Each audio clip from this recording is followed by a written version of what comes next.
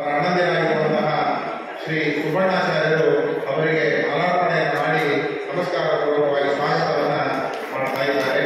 ಎಲ್ಲ ಭಗವದ್ಭಕ್ತರ ಪರವಾಗಿಯೂ ಕೂಡ ಯುಗಾದಿ ಹಬ್ಬದ ಈ ದಿನದಂದು ಬಂದಂತಹ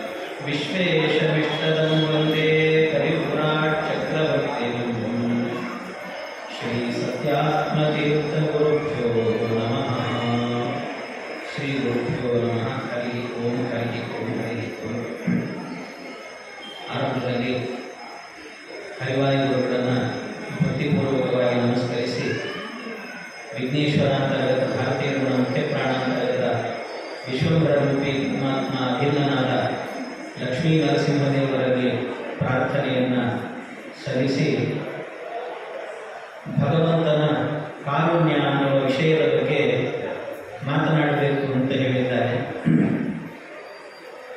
ಎಂಥ ಅದ್ಭುತವಾದ ವಿಷಯ! ಭಗವಂತನ ಕಾರುಣ್ಯ ಅದು ಅವನಿಗವನೇ ಸಾಟಿ. ಪರಮಾತ್ಮನ ಕಾರುಣ್ಯ ಮತ್ಯಾರಿಗೂ ಬರಲಿಕ್ಕೆ ಸಾಧ್ಯ ಇಲ್ಲ. ಎಂಥ ಕಾರುಣ್ಯ ಪರಮಾತ್ಮನದ್ದು ಅಂದರೆ, ಭಗವಂತನ ಕಾರುಣ್ಯ ಯಾರಾದರೂ ನಮ್ಮ ಜೀವನದಲ್ಲಿ ನಮಗೇನೋ ಕಷ್ಟ ಬಂದಿರುತ್ತದೆ. ಕಷ್ಟ ಬಂದಾಗ ಅದಕ್ಕೆ ಸಹಾಯ ಮಾಡಿ ಎಂದಾಗ ಸಹಾಯ ಮಾಡ್ತಾರೆ. ಸಹಾಯ ಮಾಡಿದರೆ ಜೀವನದುದ್ದಕ್ಕೂ ಹಂಗಿಸ್ತಿರ್ತಾರೆ. ನನ್ನಿಂದ ಬದುಕ್ತಿದ್ದಾನೆ, ನನ್ನಿಂದ ಬದುಕ್ತಿದ್ದಾನೆ ಅಂತ ಹೇಳ್ತಾರೆ. ಕೆಲವೊಮ್ಮೆ ಸಹಾಯ ಮಾಡಿ ಅಂದರೆ ಮಾಡೋದೂ ಇಲ್ಲ. ಕೆಲವೊಮ್ಮೆ ಅಂಥ ವ್ಯಕ್ತಿತ್ವವೂ ಇರುತ್ತದೆ. ಅಥವಾ ಏನೋ ಸಹಾಯ ಮಾಡಿದರು ಅಂತಾದರೆ ಏನು ಮಾಡಬಹುದು? ಸಹಾಯ ಮಾಡಿಸ್ಕೊಂಡಂಥ ವ್ಯಕ್ತಿ ನಿನ್ನಿಂದ ಬಹಳ ಉಪಕಾರ ಆಯಿತು, ನಿನಗೇನಾದರೂ ಕೊಡ್ತೇನೆ ಅಂತ ಒಂದಷ್ಟು ಏನೋ ಸಂಭಾವನೆ ಕೊಡಬಹುದು, ಅಥವಾ ಒಂದು ಸನ್ಮಾನ ಮಾಡಬಹುದು, ಯಾವುದೋ ಒಂದು ದೊಡ್ಡ ಸಭೆಯಲ್ಲಿ ಕರೆದು ಹೂವಿನ ಮಾಲೆ ಹಾಕಬಹುದು, ಏನು ಬೇಕಾದರೂ ಮಾಡಬಹುದು. ಆದರೆ ಭಗವಂತನ ಕಾರುಣ್ಯ ಎಂತಾದ್ದು ಗೊತ್ತಾ? ಪರಮಾತ್ಮನ ಕಾರುಣ್ಯ ಎಂತಾದ್ದು ಅಂದರೆ, ದೇವರಲ್ಲಿ ಭಕ್ತಿಯನ್ನು ಮಾಡಿದ್ರಿ ಅಂತಾದರೆ ಭಗವಂತ ಯಾವುದೋ ಒಂದು ಸಭೆಯಲ್ಲಿ ನಿನಗೆ ಸನ್ಮಾನ ಮಾಡ್ತೇನೆ ಅಂತ ಹೇಳೋದಿಲ್ಲ. ನಿನಗೇನೋ ಒಂದಷ್ಟು ದುಡ್ಡು ಬರೋ ಹಾಗೆ ಮಾಡ್ತೀನಿ, ಒಂದು ದಿನದ ಊಟದ ವ್ಯವಸ್ಥೆ ಮಾಡ್ತೀನಿ, ಇದು ಯಾವುದು ಮಾಡೋದಿಲ್ಲ. ನನ್ನಲ್ಲಿ ಭಕ್ತಿ ಮಾಡಿದ್ದೀಯಾದ್ರಿಂದಾಗಿ ನಿನ್ನನ್ನು ಎಲ್ಲೆಲ್ಲೋ ಇಡೋದಿಲ್ಲ, ನನ್ನ ಮನೆಯೊಳಗೆ ಇಟ್ಟುಕೊಳ್ತೇನೆ ಅಂತ ವೈಕುಂಠದಲ್ಲೇನೆ ತನ್ನ ಮನೆಯಲ್ಲಿ ಮೋಕ್ಷವನ್ನು ಕೊಟ್ಟು ತನ್ನ ಮನೆಯಲ್ಲಿ ತನ್ನ ಪಕ್ಕದಲ್ಲೇ ಇಟ್ಟುಕೊಳ್ತಾನಂತೆ ಭಗವಂತ. ಇದು ಪರಮಾತ್ಮನ ಕಾರುಣ್ಯ ಅಂದರೆ, ಭಗವಂತನ ಕಾರುಣ್ಯ. ಯಾರಾದರೂ ಮಾಡ್ತಾರೆ ಹೇಳ್ರಿ, ಏನಾದರೂ ಸಹಾಯ ಮಾಡಿದರೆ ದುಡ್ಡು ಕೊಟ್ಟು ಕಳಿಸ್ಬೋದು, ಏನೋ ಹೇಳಿ ಕಳಿಸ್ಬೋದು ಅಷ್ಟೇ. ಆದರೆ ಎಲ್ಲೋ ಇರಬೇಡೋ, ನೀನು ನಮ್ಮನೆಯಲ್ಲೇ ಇದ್ಬಿಡೋ, ನಿನಗೊಂದು ಜಾಗ ಮಾಡಿಕೊಡ್ತೇನೆ ಅಂತ ನಿತ್ಯ ಊಟಕ್ಕೆ ಹಾಕೊಂಡು ನಿನ್ನನ್ನು ಇಲ್ಲೇ ಇಟ್ಕೊಂಡ್ಬಿಡ್ತೀನಿ ಅಂತ ಯಾರು ಹೇಳ್ತಾರೆ ಹೇಳಿ? ಸಾಮಾನ್ಯವಾಗಿ ಒಂದು ನುಡಿ ಇದೆ, ರುದ್ರದೇವರಿಗೆ ಇಂಥ ಸ್ಥಿತಿ ಬಂದಿತ್ತು ಅಂತ ಹೇಳ್ತಾರೆ. ರುದ್ರದೇವರು ಅವರು ವಿವಾಹ ಆಗಿತ್ತಂತೆ. ಪಾರ್ವತಿ ದೇವಿಯನ್ನು ಮದುವೆ ಮಾಡಿಕೊಂಡಿದ್ರು. ಮದುವೆ ಮಾಡಿಕೊಂಡ ಮೇಲೆ ಅವ್ರು ಹೋಗಬೇಕು ಇಲ್ಲ, ಹೆಂಡತಿನ ಕರ್ಕೊಂಡು ಹೋಗಬೇಕಿತ್ತು, ಹೋಗಲಿಲ್ಲ. ಏನು ಮಾಡಿದ್ರಂತೆ,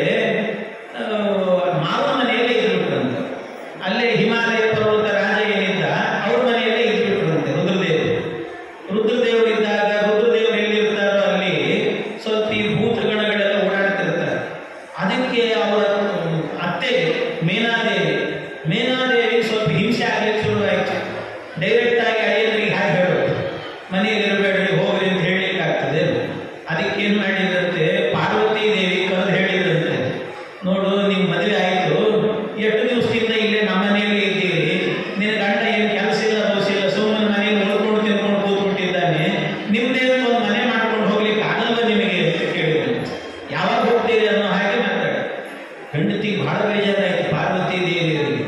ಬೇಜಾರಾಗಿ ಗಂಡನಿಗೆ ಹೇಳಿದ್ರಂತೆ, ರುದ್ರದೇವರಿಗೆ ಹೇಳಿದ್ರಂತೆ, ಸ್ವಾಮಿ ಎಷ್ಟು ದಿವಸ ಆಯಿತು ನಾವು ನಮ್ಮ ಅಪ್ಪನ ಮನೆಯಲ್ಲೇ ಇದ್ದೀವಿ, ಬೇರೆ ಎಲ್ಲಾದರೂ ಹೋಗ್ಬಿಡೋಣ ಅಂತಂದು, ಬೇರೆ ಎಲ್ಲಾದರೂ ಹೋಗ್ಬಿಡೋಣ ಅಂತ. ಆಗ ರುದ್ರದೇವರು ಹುಡುಕಿದ ಜಾಗ ಯಾವುದು ಅಂದ್ರೆ ಇವತ್ತೇನು ವಾರಾಣಸಿ ಅಂತ ಹೇಳ್ತೀವಿ ಆ ಜಾಗಕ್ಕೆ ಬಂದು ಕೊಡ್ತಾರೆ. ಅವ್ರು ಬೇಡ ಅಂತ ಹೇಳಿದ್ದಕ್ಕೆ ಅಲ್ಲಿ ಬಂದ್ರಂತ. ಅಂದ್ರೆ ಒಬ್ಬ ಅಳಿಯ ಎಂಥ ವ್ಯಕ್ತಿತ್ವ ಅವರದ್ದು. ತಾರತಮ್ಯದಲ್ಲಿ 5ನೇ ಕಕ್ಷೆಯಲ್ಲಿ ಬರ್ತಾರೆ. ಅಂತ ಮಹಾತ್ಮರನ್ನ ಮನೆಯಲ್ಲಿ ಇಟ್ಟುಕೊಳ್ಳೋದೇ ಭಾಗ್ಯ ಅಂತ ತಿಳಿಬೇಕು. ಆದರೂ ಕೂಡ ಏನ್ ಹೇಳಿದ್ರು, ಮನೆಯಲ್ಲಿ ಎಷ್ಟು ದಿವಸ ಇರ್ತೀರಿ, ಹೊರಗೆ ಹೋಗ್ರಿ ಅಂತ ಹೇಳಿದ್ರು. ಆದ್ರೆ ಪರಮಾತ್ಮನ ಕಾರುಣ್ಯ ಎಂಥದ್ದು ಅಂದ್ರೆ, ಭಕ್ತರು 5ನೇ ಕಕ್ಷೆ ಅಲ್ಲ, ಯಾರು ಹುಲುಮಾನವ ಇದ್ರು ಕೂಡ ನಾನು ಹೋಗ್ತಾ ಇದ್ದೇನೆ ಬನ್ನಿ ನನ್ನ ಜೊತೆಗೆ ಅಂತ ಸಮಾಯಾತ ಸಮಾಯಾತ ಯೇ ಮೋಕ್ಷ ಪದೇಚ್ಛವಃ, ಏನು ಹುಲ್ಲು ಕಡ್ಡಿಯಿಂದ ಹಿಡ್ಕೊಂಡು ಯಾರ್ಯಾರು ಬರ್ತೀವೋ ನನ್ನ ಮನೆಗೆ ಬನ್ನಿ ಅಂತ ಹೇಳ್ತಾನಲ್ಲ, ಎಂಥ ಕಾರುಣ್ಯ ಪರಮಾತ್ಮನದ್ದು ಅಂತ ಆಲೋಚನೆ ಮಾಡಬೇಕು. ದೇವರ ಕಾರುಣ್ಯ. ಮಾವಂದರು ಕೂಡ ಅಳಿಯಂದರಿಗೆ ಹ್ಯಾಕ್ ಟ್ರೀಟ್ಮೆಂಟ್ ಇರ್ತದೆ ಅಂದ್ರೆ ಒಂದು ಮಾತು ಹೇಳ್ತಾರೆ ಸಂಸ್ಕೃತದಲ್ಲಿ, ಒಂದು ಮಾತು, ಶ್ವಶುರ ಗೃಹ ನಿವಾಸ ಸ್ವರ್ಗತುಲ್ಯೋ ನರಾಣಾಂ. ಒಬ್ಬ ಅಳಿಯ ಅಂತ ಆದ್ರೆ ಮಾವನ ಮನೆಯಲ್ಲಿ ಇರೋದಿದೆಯಲ್ಲ ಭಾರಿ ವೈಭವ ಅಂತ. ಮಾವನ ಮನೆಗೆ ಹೋಗೋದು ಅಂದ್ರೆ ಶ್ವಶುರ ಗೃಹ ನಿವಾಸ ಸ್ವರ್ಗತುಲ್ಯೋ ನರಾಣಾಂ. ಶ್ವಶುರ ಅಂದ್ರೆ ಮಾವನ ಮನೆಯಲ್ಲಿ ಅಳಿಯ ವಾಸ ಮಾಡೋದು ಅಂದ್ರೆ ಸ್ವರ್ಗ ಸದೃಶ ಇರ್ತದಂತೆ. ಯಾಕೆ ಅಂದ್ರೆ ದದಿ ಗುಡ ಮಧು ಸರ್ಪಿಹಿ ಭಕ್ಷ್ಯ ಭೋಜ್ಯೈಶ್ಚ ನಿತ್ಯಂ. ಏನ್ ನಿತ್ಯ ವೈಭವದ ಅಡಿಗೆ ಇರ್ತದೆ ಅಂದ್ರೆ ಅವನಿಗೆ ಬೇಡ ಮಜ್ಜಿಗೆ ಇರೋದೇ ಇಲ್ಲಂತೆ, ಬರೀ ಗಟ್ಟಿ ಮೊಸರೇ ಇರ್ತದಂತೆ, ದಧಿ ಹಾಕ್ತಾರಂತೆ, ಬೇಡ ಅಂದ್ರೂ ಕಡು ಮಾಡೋದಂತೆ, ಹೋಳಿಗೆ ಮಾಡೋದಂತೆ, ನಿತ್ಯ ವೈಭವದ ಅಡಿಗೆ ಇರ್ತದಂತೆ. ನಿತ್ಯ ವೈಭವದ ಅಡಿಗೆ ಇಷ್ಟು ಅಡಿಗೆ ಮಾಡಿ ವ್ಯವಸ್ಥೆ ಮಾಡ್ತಾರಂತೆ. ಆಮೇಲೆ ಮುಂದೇನಾಗ್ತದೆ ಅಂತಂದ್ರೆ, ಇಷ್ಟೆಲ್ಲ ಆಯ್ತಲ್ಲ, ಇಷ್ಟೆಲ್ಲ ಆದ ನಂತರ ಎಷ್ಟು ದಿವಸ ಈ ವ್ಯವಸ್ಥೆ ಇರ್ತದೆ ಅಂತಂದ್ರೆ ಆಮೇಲೆ ಹೇಳ್ತಾರೆ ತ್ರೀಣಿವಾತ ಪಂಚ ಸಪ್ತಾಹ. ಇದು ಎಷ್ಟು ಅಂತಂದ್ರೆ 3 ದಿವಸದ ತನಕ ಈ ಟ್ರೀಟ್ಮೆಂಟ್ ಇರ್ತದಂತೆ. ಆಮೇಲೆ 1 ದಿವಸ ಜಾಸ್ತಿ ಆಯ್ತು ಅಂದ್ರೆ ಮಾಡಿರ್ತಾರೆ ಪಾಪ ಇಲ್ಲ ಅನ್ನಲ್ಲ, ಆದ್ರೆ ನಿಧಾನವಾಗಿ ಹೇಳ್ತಾರಂತೆ, ಅಳಿಯಂದ್ರೆ ಇವತ್ತು ಊಟ ಮಾಡಿ ಹಾಗೆ ಎದ್ದು ಹೋಗ್ಬೇಡ್ರಿ, ಸ್ವಲ್ಪ ಎಲೆ ಎತ್ಕೊಂಡು ಹೋಗ್ರಿ ಹಾಗೆ ಅಂತ ಹೇಳ್ತಾರಂತೆ. ಆಮೇಲೆ ಸಪ್ತಾಹ, ಆಮೇಲೆ ಇದೆಲ್ಲ ಬರೀ ಊಟ ಮಾತ್ರ ಮಾಡ್ತಿದ್ದೀರಿ, ನೀವು ಏನಾದ್ರು ದುಡ್ಡು ತರ್ತೀರಾ ಹೇಗೆ ಅಂತ ಕೇಳ್ತಾರೆ. ಇಷ್ಟೆಲ್ಲ ಆಯ್ತು ಅಂತಾದ್ರೆ ತದುಪರಿ ದಿನಮೇಕಂ. ಇಷ್ಟಾಯ್ತು, 7 ದಿವಸ ಕಳೀತು. ಆಮೇಲೆ 8ನೇ ದಿವಸವೂ ಅಳಿಯಂದ್ರೆ ಏನಾದ್ರೂ ಅಲ್ಲೇ ಇದ್ಬಿಟ್ರು ಅಂತಾದ್ರೆ ಏನ್ ಮಾಡ್ತಾರೆ ಗೊತ್ತಾ, ತದುಪರಿ ದಿನಮೇಕಂ ಪಾದರಕ್ಷಾ ಪ್ರಹಾರ ಅಂತ ಹೇಳ್ತಾರೆ. ಕಾಲಾಗೆ ತಗೊಂಡೆ ಹೊಡಿತಾರೆ, ಯಾವಾಗ ಹೋಗ್ತೀನಿ ನೀನು ಅಂತ ಕೇಳ್ತಾರೆ. ಇದು ಜನರಲ್ಲಿ ಇರುವಂತಹ ಒಂದು ವ್ಯವಸ್ಥೆ. ರುದ್ರದೇವರಿಗೂ ಬಿಟ್ಟಿರಲಿಲ್ಲ ಇಂತಹ ವ್ಯವಸ್ಥೆಯನ್ನು. ಆದರೆ ಭಗವಂತನ ಕಾರುಣ್ಯ ಎಂತಾದ್ದು ಅಂದ್ರೆ, ಅವನ ಮನೆ ಕರ್ಕೊಂಡು ಹೋದ ನಂತರ 1 ದಿವಸವೂ ಹೊರಗೆ ಹಾಕೋದಿಲ್ಲ ಅಂತ. ಅವನ ಮನೆ ಎಂತಾದ್ದು ಗೊತ್ತಾ, ಅವನ ಮನೆ ಅಂತಂದ್ರೆ ಯದ್ಗತ್ವ ನನಿವರ್ತಂತೆ ತದ್ಧಾಮ ಪರಮಂ ಮಮ ಅಂತ ಹೇಳ್ತಾರೆ ಪರಮಾತ್ಮ. ಎಂಥ ಯದ್ಗತ್ವ ನನಿವರ್ತಂತೆ, ಅಲ್ಲಿ ಹೋದ್ರು ಅಂದ್ರೆ ವಾಪಸ್ ಬರೋದಿಲ್ಲ ಅಂತ ಹೇಳಿ ಮತ್ತೆ ಅಂಥ ಮನೆ ಅದು ಅಂತ. ಅಯ್ಯೋ ಎಂಥ ಅದ್ಭುತವಾದ ಮನೆ ಅದು. ನಾವು ಹೋಗ್ಬೇಕಲ್ಲ, ಏನ್ ಮಾಡಬೇಕು ಅಂತಂದ್ರೆ ಏನಿಲ್ಲ, ನಿತ್ಯ ದೇವರ ಕಥೆ ಹೇಳ್ತಾರಲ್ಲ, ದೇವರ ಕಥೆ ಕೇಳ್ರಿ, ನಿತ್ಯ ದೇವರ ಕಥೆ ಕೇಳ್ರಿ. ಕೇಳ್ತಾ ಇದ್ರೆ 1 ದಿವಸ ಕೇಳಿದ್ದೀವಿ ಬೇಸರಾಗಿದೆ ಬೇಡ ಅಂತ ಅನ್ಕೋಬೇಡ್ರಿ. ಯಾಕೆಂದ್ರೆ ನಿತ್ಯ ದೇವರ ಕಥೆ ಕೇಳ್ತಾ ಇದ್ರೆ ಒಂದಲ್ಲ ಒಂದು ದಿವಸ ಸಂಸಾರ ಸಾಕು ಅಂತ ಅನ್ಸುತ್ತಂತೆ, ಸಂಸಾರ ಬೇಡ ಅಂತ ಅನ್ಸುತ್ತಂತೆ. ಆಮೇಲೆ ಅದನ್ನು ಕೇಳ್ತಾ ಕೇಳ್ತಾ ಹೋದಂತೆ ನಮಗೆ ಅನಿಸುತ್ತೆ ಬರೀ ಮನೆಯಲ್ಲಿದ್ದೇವೆ, ತೀರ್ಥಯಾತ್ರೆಗೆ ಹೋಗೋಣ, ದೇವರ ಮೂರ್ತಿಗಳ ದರ್ಶನ ಮಾಡೋಣ ಅಂತ ಅನಿಸುತ್ತಂತೆ. ಅವನ ಮೂರ್ತಿಗಳ ದರ್ಶನವನ್ನು ಮಾಡಿದ್ವಿ ಅಂತಾದ್ರೆ ಆಮೇಲೆ ಮನೆ ಬೇಕು ಅಂತಲೇ ಅನಿಸುತ್ತೆ, ಮನೆಯೇ ಬೇಡ ಅಂತ ಅನಿಸುತ್ತೆ. ಅದಾಯ್ತು ಅಂತಾದ್ರೆ ಅವನ ಪಟ್ಟಣಕ್ಕೆ ಕರ್ಕೊಂಡು ಹೋಗ್ತಾನೆ ಭಗವಂತ, ಅಲ್ಲಿಂದ ಮತ್ತೆ ಕಳಿಸೋದಿಲ್ಲ. ಇದು ಭಗವಂತನ ಕಾರುಣ್ಯ. ಅವನ ವಾರ್ತೆ ಕೇಳಿದವರು ಒಲ್ಲರು ಸಂಸಾರವನ್ನು, ಅವನ ಮೂರ್ತಿ ನೋಡಿದವರು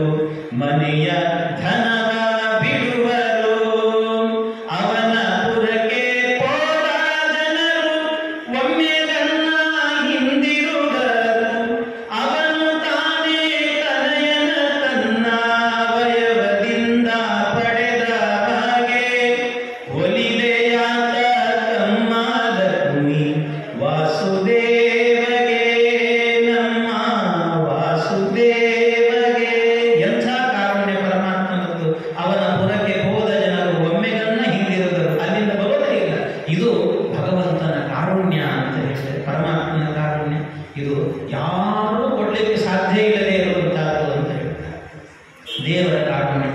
ಒಂದು ಕಡೆಯಲ್ಲಿ ಜಗನ್ನಾಥದಾಸರು ಹೇಳಿದ್ದಾರೆ, ಅವನ ಪರಮಾತ್ಮನ ಕಾರುಣ್ಯದ ಬಗ್ಗೆ ಹೇಳುವಾಗ, ಮಲಗಿ ಪರಮಾದರದಿ ಪಾಡಲು ಕುಳಿತು ಕೇಳುವ, ಕುಳಿತು ಪಾಡಲು ನಿಲ್ಲುವ, ನಿಂತರೆ ನಲಿವ. ಭಗವಂತನ ಕಾರುಣ್ಯ ಎಂದಾದ್ದು ಅಂದ್ರೆ ಯಾರು ಮಾಡ್ತಾರೆ ಹೇಳಿ ಸ್ವಾಮಿ ಅಂತ? ಮಲಗಿ ಪರಮಾದರದಿ ಪಾಡಲು ಕುಳಿತು ಕೇಳುವ ಅಂತ ದೇವರ ಕಾರುಣ್ಯ ಎಂತಾದ್ದು. ನಾವು ಏನಿರಲ್ಲ, ಬರೀ ಒಂದು ಸುಧಾಮಂಗಳ ಮಾಡ್ಕೊಂಡಿರ್ತಾರೆ ಅಷ್ಟೇ, ಪಂಡಿತರಂತ ಇರ್ತಾರೆ ನೋಡ್ರಿ, ಬರೀ ಒಂದು ಸುಧಾಮಂಗಳ ಮಾಡಿರ್ತಾರೆ. ಒಬ್ಬ ರಾಜ ಇದ್ದಂತೆ, ಅಂಬರೀಷ ಅಂತ, ಚಕ್ರವರ್ತಿ ಅವರು, ಏಕಾದಶಿ ಉಪವಾಸದ ಮಹತ್ವ ಹೇಳ್ತಾರೆ. ಅವನು ನಿತ್ಯ ದೊಡ್ಡ ಚಕ್ರವರ್ತಿ, ಒಂದು ದೊಡ್ಡ ದೇಶವನ್ನೇ ಆಳ್ತಾ ಇದ್ದಂತ ವ್ಯಕ್ತಿ. ನಿತ್ಯ ಏನ್ ಕೆಲಸ ಮಾಡ್ತಾ ಇದ್ದ ಅಂದ್ರೆ, ಕರು ಹರೇ ಮಂದಿರ ಮಾರ್ಜನೇಸ್ಯ ಶ್ರುತಿಂ ಚಕಾರಾಚ್ಯುತ ಸತ್ಕತೋದಯೇ. ನಿತ್ಯ ದೇವಸ್ಥಾನಕ್ಕೆ ಹೋಗಿ ಕಸ ಗುಡಿಸಿ ಬರ್ತಿದ್ದಂತೆ, ದೇವಸ್ಥಾನದ ಸ್ವಚ್ಛ ಮಾಡಿ ಬಂದು ಬರ್ತಿದ್ದಂತೆ, ಹೋಗಿ ತಾನೇ ಕೆಲಸ ಮಾಡೋದಂತೆ. ಏನಿಲ್ಲ, ನಮ್ಮಂತ ವ್ಯಕ್ತಿಗಳು ಇರ್ತೀವಲ್ಲ, ಒಂದು ಸುಧಾಮಂಗಳಾಗಿ ಮಾಡಿರ್ತಾರೆ ಅಷ್ಟು ಮಾಡಿದ್ದಕ್ಕೇನೆ ಅವ್ರು ಎದುರಿಗೆ ಬರ್ತಿದ್ದಾರೆ ಅಂದ್ರೆ ಇದ್ದವರೆಲ್ಲ ಎತ್ತಿಟ್ಕೊಳ್ಬೇಕು, ಒಂದ್ಸತಿ ಕೈ ಕಟ್ಕೊಂಡಿರ್ಬೇಕು, ಹಂಗೆ ಮಾಡ್ತಿರ್ತಾರೆ. ಬೇಕೇನು ಬೇಕಲ್ಲ? ಯಾಕೆ? ಭಗವಂತನ ಕಾರುಣ್ಯ ಅಂತ ನೋಡ್ರಿ. ದೇವರ ಕಾರುಣ್ಯ, ಅವನು ಬಂದ್ರೆ ಏನ್ರಿ ಅಂತ ಕೇಳಲ್ಲ ದೇವರು. ಅವನೇನ್ ಹೇಳ್ತಾನೆ, ನೀನು ಮನೆಗೆ ಇರಪ್ಪ, ಪರವಾಗಿಲ್ಲ, ನನ್ನನ್ನು ಕೊಂಡಾಡಿದ್ರೆ ಸಾಕು, ನಾನೇ ನಿನ್ನ ಹತ್ರಕ್ಕೆ ಬರ್ತೇನೆ ಅಂತ. ಮಲಗಿ ಪರಮಾದರದಿ ಪಾಡಲು ಕುಳಿತು ಕೇಳುವ. ಭಗವಂತ ಭೀಷ್ಮಾಚಾರ್ಯರಿಗೆ ಒಳ್ಳೆ ನಿದರ್ಶನ. ಭೀಷ್ಮಾಚಾರ್ಯರು ಶರಪಂಜರದಲ್ಲಿ ಮಲಗಿದ್ರು. ಶರಪಂಜರದಲ್ಲಿ ಮಲಗಿದಾಗ ಅವ್ರು ಇನ್ನೇನು ಉತ್ತರಾಯಣ ಬಂತು ನೋಡಿ, ಆ ಉತ್ತರಾಯಣಕ್ಕೋಸ್ಕರ ಕಾಯ್ತಾ ಇದ್ರಂತವ್ರು. ಉತ್ತರಾಯಣ, ಆ ಉತ್ತರಾಯಣಕ್ಕೆ ಕಾಯ್ತಾ ಕೂತಂಥವರು ಅವ್ರಿಗೆ ಏನಾಯಿತು ಅಂದ್ರೆ, ಇನ್ನೇನು ನಾನು ಪ್ರಾಣ ಬಿಡಬೇಕು ಅಂತ ಅನ್ಕೊಂಡ್ರು. ಕೃಷ್ಣ ಭೀಷ್ಮಾಚಾರ್ಯ ಸಾಯ್ತಾರೆ ಅಂದ್ಕೊಂಡೆ ಗೊಡೋ ಅಂತ ಆಡ್ಲಿಕ್ಕೆ ಶುರು ಮಾಡಿದ್ರು. ಎಲ್ಲ ಮುಗಿದಿದೆ, ಯುದ್ಧ ಎಲ್ಲ ಹೋಗಿದೆ, ಧರ್ಮರಾಜ ದೇಶ ಆಳ್ತಾ ಆನಂದದಿಂದ ಇದ್ದಾನೆ. ಇಂಥ ಕಾಲದಲ್ಲೂ ಕೂಡ ಕೃಷ್ಣ ಅತ್ತನಂತೆ ಕಣ್ಣೀರು ಹಾಕಿದಂತೆ. ಧರ್ಮರಾಜ ಹೋಗಿ ಕೇಳ್ತಾನೆ, ಕೃಷ್ಣ ನೀನ್ ಯಾಕೆ ಅಳ್ತಾ ಇದ್ದಿ? ಎಲ್ಲರೂ ಅಳುವಾಗ ನಗರ್ತಾ ಇರುವವು ನೀನು, ನಾವೆಲ್ಲ ಸುಖದಿಂದ ಇದ್ದೀವಿ, ನೀನ್ ಯಾಕೆ ಅಳ್ತಾ ಇದ್ದಿ ಅಂತ ಕೇಳಿದ. ಅದಕ್ಕೆ ಕೃಷ್ಣ ಹೇಳ್ತಾನೆ, ಈಗ ಅಳ್ಳಿಲ್ಲ ಅಂದ್ರೆ ಮತ್ತೆ ಯಾವಾಗ ಅಳಬೇಕು ನಾನು ಅಂತ ಕೇಳ್ತಾನೆ. ಕೃಷ್ಣ, ನಿನ್ನ ಒಗಟಿನ ಮಾತು ನನಗೆ ಅರ್ಥ ಆಗಲ್ಲಪ್ಪ, ಬಿಡಿಸಿ ಹೇಳು ಅಂತಂದ. ಅದಕ್ಕೆ ಆ ಕೃಷ್ಣ ಹೇಳ್ತಾನೆ, ಆ ಭೀಷ್ಮ ಇದ್ದಾನಲ್ಲ, ಶರಪಂಜರದಲ್ಲಿ ಮಲಗಿದ ಮುದುಕ ಸಾಯಬೇಕು ಅಂತ ಯೋಚನೆ ಮಾಡ್ತಾ ಇದ್ದಾನಪ್ಪ, ಅವನು ಸಾಯ್ತಾನಲ್ಲ ಅಂತ ನನಗೆ ದುಃಖ ತಡಿಲಿಕ್ಕಾಗದೆ ಕಣ್ಣೀರು ಬರ್ತಾ ಇದೆ, ಅದಕ್ಕೆ ಕಣ್ಣೀರು ಹಾಕಿ ಅಳ್ತಾ ಇದ್ದೇನೆ ನಾನು ಅಂತಂದ. ಇವನು ಹೇಳ್ತಾನೆ, ಧರ್ಮರಾಜ ಶರಪಂಜರದಲ್ಲಿ ಮಲಗಿದ್ದಾನೆ, ಮೈಯೆಲ್ಲ ಬಾಣಗಳು ಚುಚ್ಚಿದ್ದಾವೆ, ಇನ್ನು ಎಷ್ಟು ದಿವಸ ಒದ್ದಾಡಿಕೊಂಡು ಬದುಕಿರಬೇಕು, ಅವನು ಸಾಯಿಗಳು ಪರವಾಗಿಲ್ಲ, ಯಾಕೆ ಅದಕ್ಕೆ ದುಃಖ ಪಡ್ತಿದ್ದಿ? ಅವನು ಮರಣೋದನ್ನು ನೋಡಿ ನಾವು ಸಂತೋಷ ಪಡಬೇಕಾ ಅಂತ ಕೇಳಿದ್ರೆ, ಅದಕ್ಕೆ ಕೃಷ್ಣ ಹೇಳಿದ, ನೋಡು, ಭೀಷ್ಮ ಸಾಯ್ತಾನೆ ಅಂದ್ರೆ ಯಾರೋ ಒಬ್ಬ ಸಣ್ಣ ವ್ಯಕ್ತಿ ಸಾಯ್ತಾನೆ ಅಂತ ಅರ್ಥ ಅಲ್ಲಪ್ಪ. ಭೀಷ್ಮಾಚಾರ್ಯರು ಅಂದ್ರೆ ಆ ಕಾಲದ ಒಂದು ಜ್ಞಾನದ ನಿಧಿ, ದೊಡ್ಡ ಜ್ಞಾನದ ಸಂಪತ್ತು. ಆ ಸಂಪತ್ತು ಅವನ ಜೊತೆಗೆ ಹೋಗುತ್ತೆ. ವ್ಯಕ್ತಿ ಹೋಗ್ತಾನೆ ಅನ್ನೋದಕ್ಕಿಂತಲೂ ಕೂಡ ಅವನ ಜೊತೆಗೆ ಇರುವ ಜ್ಞಾನವೇ ಅವನ ಜೊತೆಗೆ ಹೋಗುತ್ತಲ್ಲ, ಅದಕ್ಕೆ ನನಗೆ ದುಃಖ ಆಗ್ತಾ ಇದೆ ಅಂತ ಹೇಳಿದ ಕೃಷ್ಣ. ಏನ್ ಮಾಡ್ಬೇಕಾದ್ರೆ, ಬಾ ನನ್ನ ಜೊತೆಗೆ. ಆ ಭೀಷ್ಮಾಚಾರ್ಯರು ಮಲಗಿದ್ದಾರಲ್ಲ, ಮಲಗಿದಲ್ಲೇನೆ ಅವನಿಂದ ಶಾಸ್ತ್ರ ಶ್ರವಣವನ್ನು ಮಾಡುವಂತ ಕೃಷ್ಣ ಧರ್ಮರಾಜನನ್ನು ಕರೆದುಕೊಂಡು ಹೋಗಿ ಅಲ್ಲಿ ಕುಳಿತುಕೊಂಡು ತಾನೇ ಎದರಲ್ಲಿ ಕೂತಂತೆ, ಭೀಷ್ಮಾಚಾರ್ಯ ಎದರಲ್ಲಿ. ನೀನು ಹೇಳು ಅಂತ ಕೇಳಿದ. ಅವನು ನಿರಂತರವಾಗಿ ಗಾನ ಮಾಡಿದಂತೆ ಆಗ ಬಂದದ್ದೇನೆ ವಿಷ್ಣು ಸಹಸ್ರನಾಮ ಅಂತ ಹೇಳಿ. ವಿಷ್ಣು ಸಹಸ್ರನಾಮವನ್ನ ವಿಶ್ವಂ ವಿಷ್ಣು ವಶತ್ಕಾರ ಅಂತ ಸ್ತೋತ್ರ ಮಾಡ್ತಾ ಇರುವಾಗ, ಭಗವಂತನನ್ನು ಹಾಡಿ ಕೊಂಡಾಡುವಾಗ ಭಗವಂತ ಕುಳಿತುಕೊಂಡೇ ಕೇಳ್ತಾ ಇದ್ದಂತೆ. ಇದೇ ಮಲಗಿ ಪರಮಾದರದಿ ಪಾಡಲು ಕುಳಿತು ಕೇಳುವ ಅಂತ ಪರಮಾತ್ಮ ಕೇಳ್ತಾ ಇದ್ದಂತೆ. ಅಷ್ಟೇ ಇಲ್ಲ, ಇದಕ್ಕೆ ಬೇರೆ ಬೇರೆ ಅರ್ಥಗಳು ಹೇಳಲಿಕ್ಕೆ ಇರುತ್ತದೆ. ಪರಮಾತ್ಮನ ಕಾರುಣ್ಯ ಭಗವಂತನದ್ದು ಎಂದಾಗ ಬೇರೆ ಯಾರಾದರೂ ಕೂಡ ನಾವು ಎದರಲ್ಲಿ ಏನಾದರೂ ಒಂದೆರಡು ಮಾತಾಡ್ತಿದ್ದೇವೆ ಅಂತಂದ್ರೆ, ಒಬ್ಬರು ಮೇಲೆ ಕೂತಿದ್ದಾರೆ ಅದನ್ನೇ ಸಿಟ್ಟು ಬರ್ತಿರ್ತದೆ,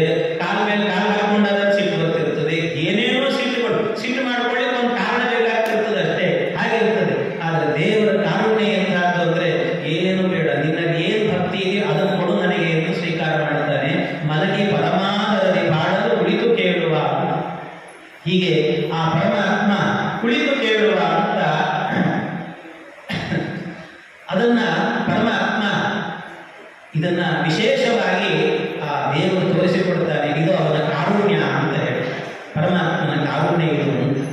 ಇಂತಹ ಕಾರುಣ್ಯಗಳು ಬೇಕಾದಷ್ಟು ಪರಮಾತ್ಮನದ್ದು. ಇನ್ನು ಕುಳಿತರೆ ಅವನು ಕುಳಿತು ಕೇಳುವ, ಕುಳಿತು ಪಾಡಲು ನಿಲ್ಲುವ ಅಂತ ಅನ್ನೋದಕ್ಕೆ ಧ್ರುವರಾಜರು ಕೂತ್ಕೊಂಡು ತಪಸ್ಸನ್ನು ಮಾಡ್ತಾ ಇದ್ದಂತೆ.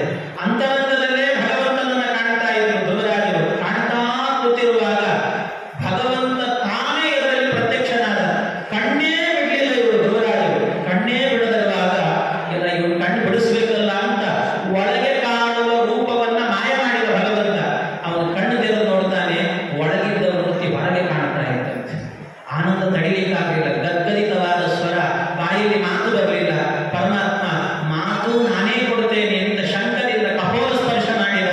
ಯೋಂತ ಪ್ರವಿಶ್ಯ ಮಮ ವಾಚ ನಿಮಾಂ ಪ್ರಸುಪ್ತಾಂ ಸಜೀವಯತ್ಯ ಕಿಲ ಶಕ್ತಿ ಧರಸ್ವಧಾಮ್ನ ಅನ್ಯಾಂಶ್ಚ ಹಸ್ತ ಚರಣ ಶ್ರವಣ ತ್ವಗಾದಿ ಪ್ರಾಣಾನ್ನಮೋ ಭಗವತೆ ಪುರುಷಾಯ ತುಭ್ಯಂ ಅಂತ ಆ ಭಗವಂತನಿಗೆ ನಮಸ್ಕಾರ ಅಂತ ಮಾಡಿದ್ದಲ್ಲ. ದೇವರೇ, ನಿನ್ನ ಅನುಗ್ರಹ ಇಲ್ಲದೇನೆ ಎರಡು ಮಾತಾಡಲಿಕ್ಕೆ ಸಾಧ್ಯ ಇಲ್ಲ. ಹಾಗೆ ಕುಳಿತು ಪಾಡಲು ನಿಲ್ಲುವ, ಅವನು ಕುಳಿತು ಭಗವಂತನ ಗಾನವನ್ನು ಮಾಡ್ತಾ ಇದ್ರೆ ಪರಮಾತ್ಮನ ಕಾರುಣ್ಯ ಇರ್ತಾಗ ತಾನು ನಿಂತು ಕೇಳ್ತಾ ಇದ್ದಂತೆ. ದೇವರು ನಿಂತು ಕೇಳ್ತಾ ಇದ್ದಾನೆ. ಇದು ದೇವರ ಕಾರುಣ್ಯ ಅಂತ ಹೇಳ್ತಾರೆ, ಪರಮಾತ್ಮನ ಕಾರುಣ್ಯ. ಅಷ್ಟೇ ಅಲ್ಲ, ಇನ್ನು ನಿಂತರೆ ನಲಿವ ಅಂತ.